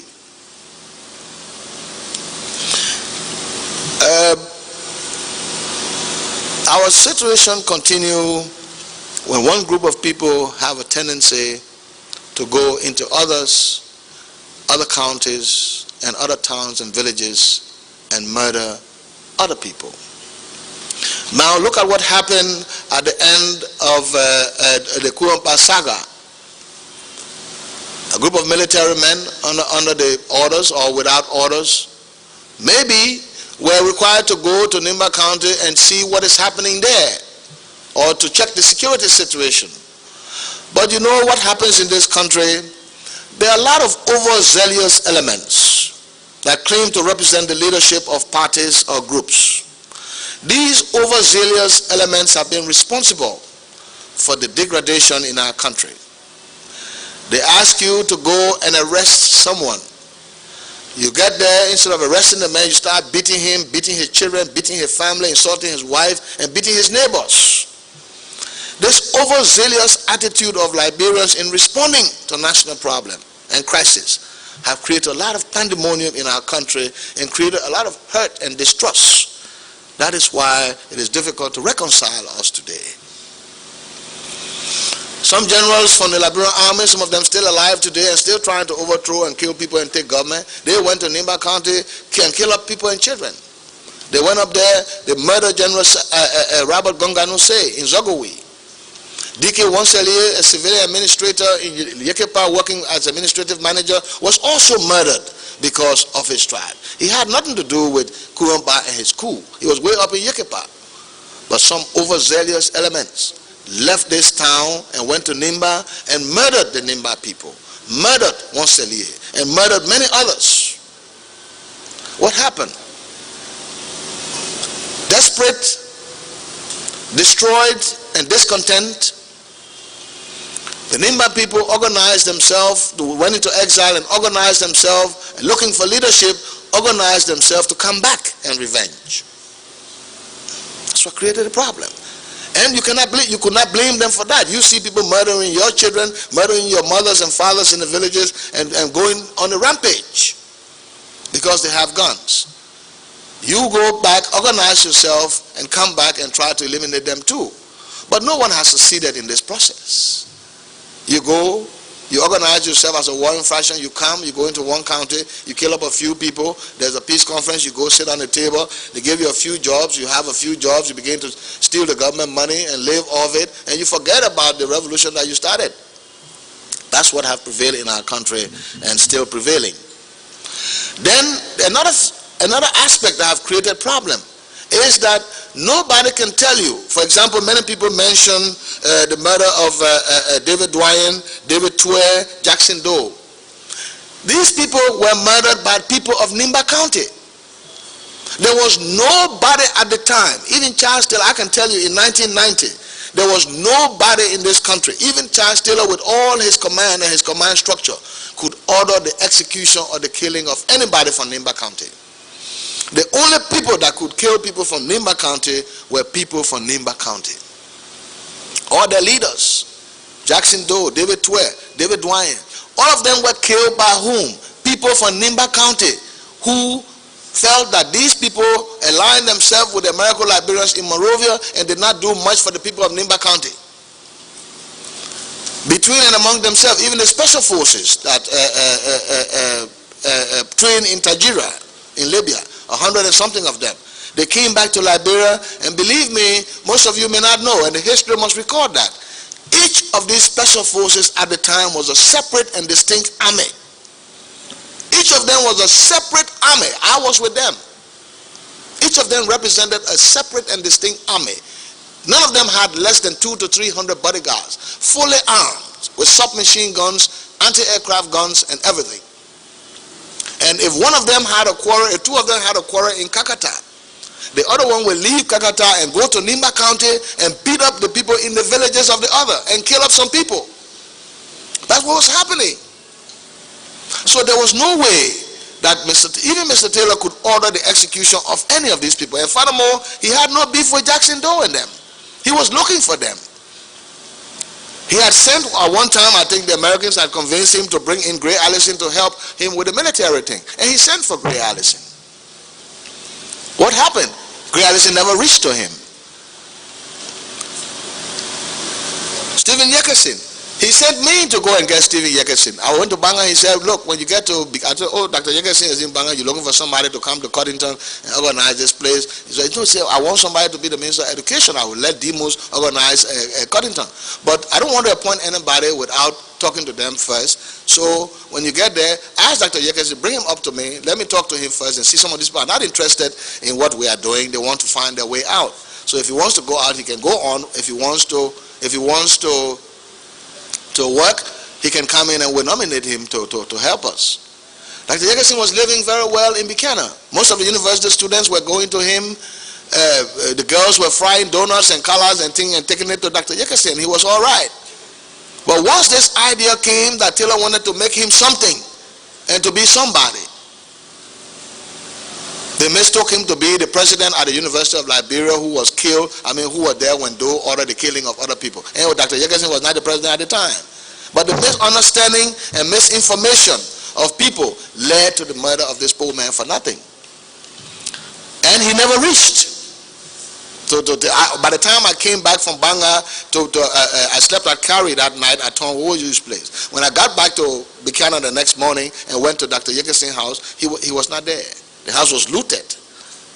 When I was reversing out of the gate, and a lady said to me, oh, you looking for the doctor? And I said, yes. She said, he's on the beach. And I walked to the beach.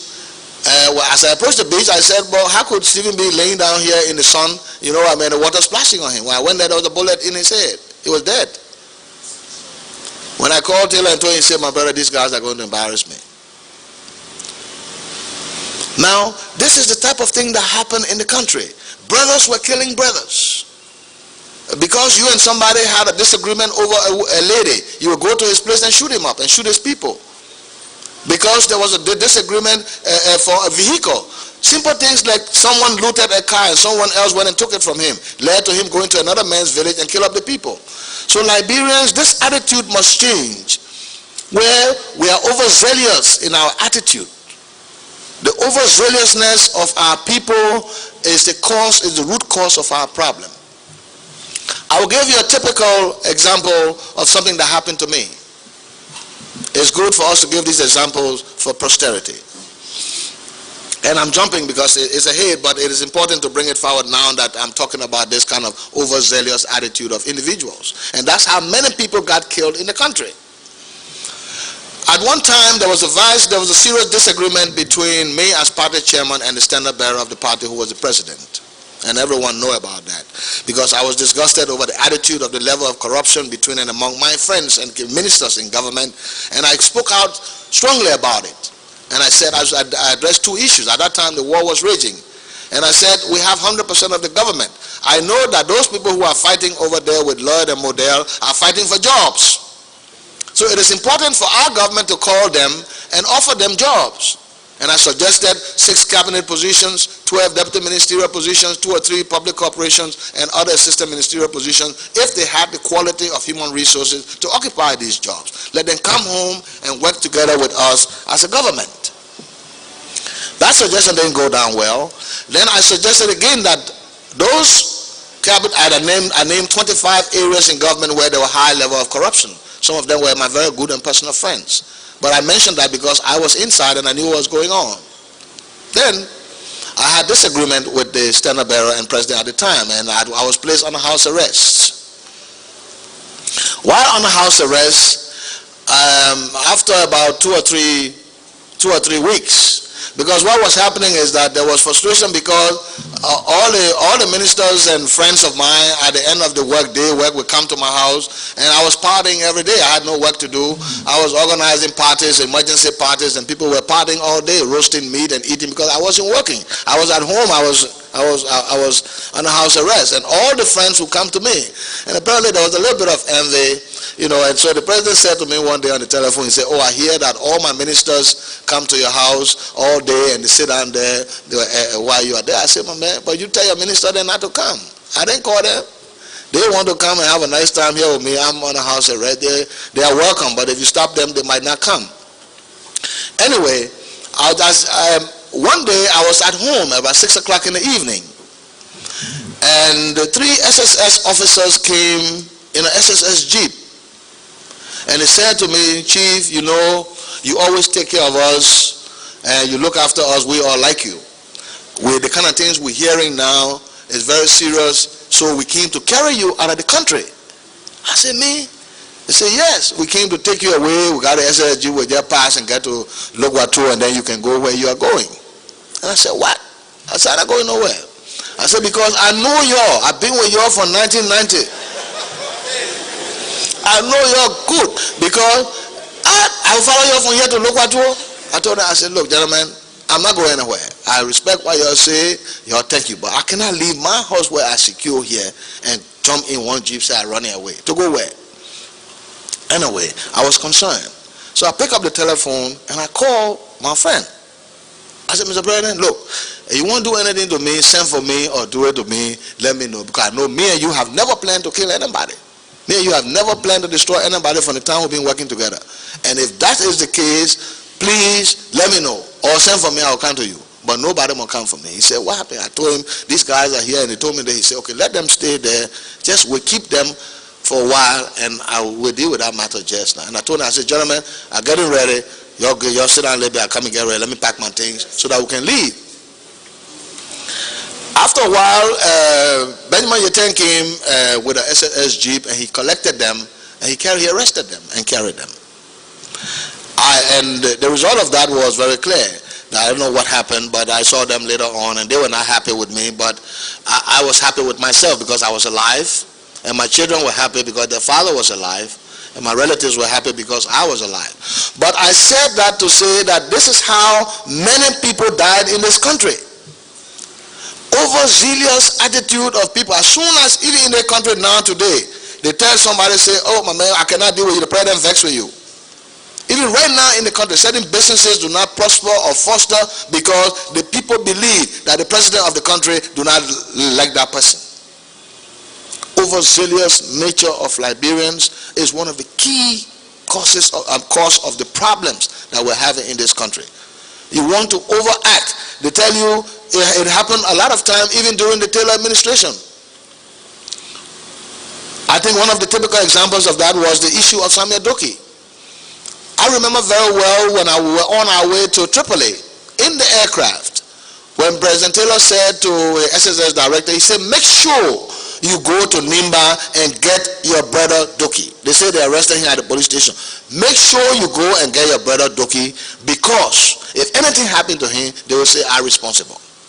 I was in the aircraft with him sitting in the first class cabin when he gave that instruction. We were in Tripoli when they called President Taylor to say that Doki was killed. Now Liberian people believe that he has something to do with Doki's death. For what? Who are Doki? I heard yesterday Moses Black King say Taylor ordered his execution. Moses Black was just a little toy in the MPFA. He was nothing much. He was just a little toy. He said he used to salute me. He had to salute me. He was a little toy. So when he come here, to get what? Taylor was not in the habit. I'm not defending him. It's not my duty. He will come here and defend himself if he has to. But I'm saying things that happen, and let's be practical and real about these things. There were no such orders given. People acted on their own, with their own attitudes. Overzealous nature of people, even right in this government today, is happening right here. People lying on people, misinforming the government and the president about individuals that could help the country. People that could make some contribution to the development effort of the country, help people with some scholarship and other things. They are being pushed aside. Even right on the commission here, they're trying to ostracize some of the members because they feel that they believe certain things. Work together, love each other, and be homogeneous in your work, and you will get better results. Unity is strength. We are divided. Liberia been divided like this ever since. You had the Dengola chiefs, you had the Zamba, the Basso chief, you had all these tribes were fighting among themselves furiously before even the settlers came. There was no way for the settlers did not meet a homogeneous group of people on this ground. People should stop misrepresenting things and misleading people about history of this country. There was never harmony or unity in this country before the coming of the settlers, and even till now, there's still a lot of disunity and disharmony between and among us because of our own personal greedy desires. Tribesmen hating tribesmen. Tribesmen killing their own the members of their own tribe for selfish reasons. Everybody wanted to be the man in this tribe. That was the issue during the war. Everybody from Nimba wanted to be the man. I'm the man. These people from Nimba did not do anything for us, so they have no reason to live. Even when they kill people, and they allege, or they say somebody, so and so person was responsible for the death of David Twe, they say take them to a tribunal. You go to a tribunal, there were no tribunal meeting. In fact, certain one of them were promoted even from the rank of brigadier general to major general to be able to try some of the special forces that they said had murdered their colleagues. They'll go to this meeting and say, who come in to kill these young people because of the old people from Nimba who didn't do anything for us? That level of mistrust and dishonesty led to serious division in our country, and that's what's causing trouble today. Today, you want to blame one group of people or one man for all the problem in Liberia. We don't have to defend anyone, but you all know that the problem in Liberia is still prevailing. Even though there is peace, even though there's election, there is still that division prevailing, distrust, mistrust, and disharmony prevailing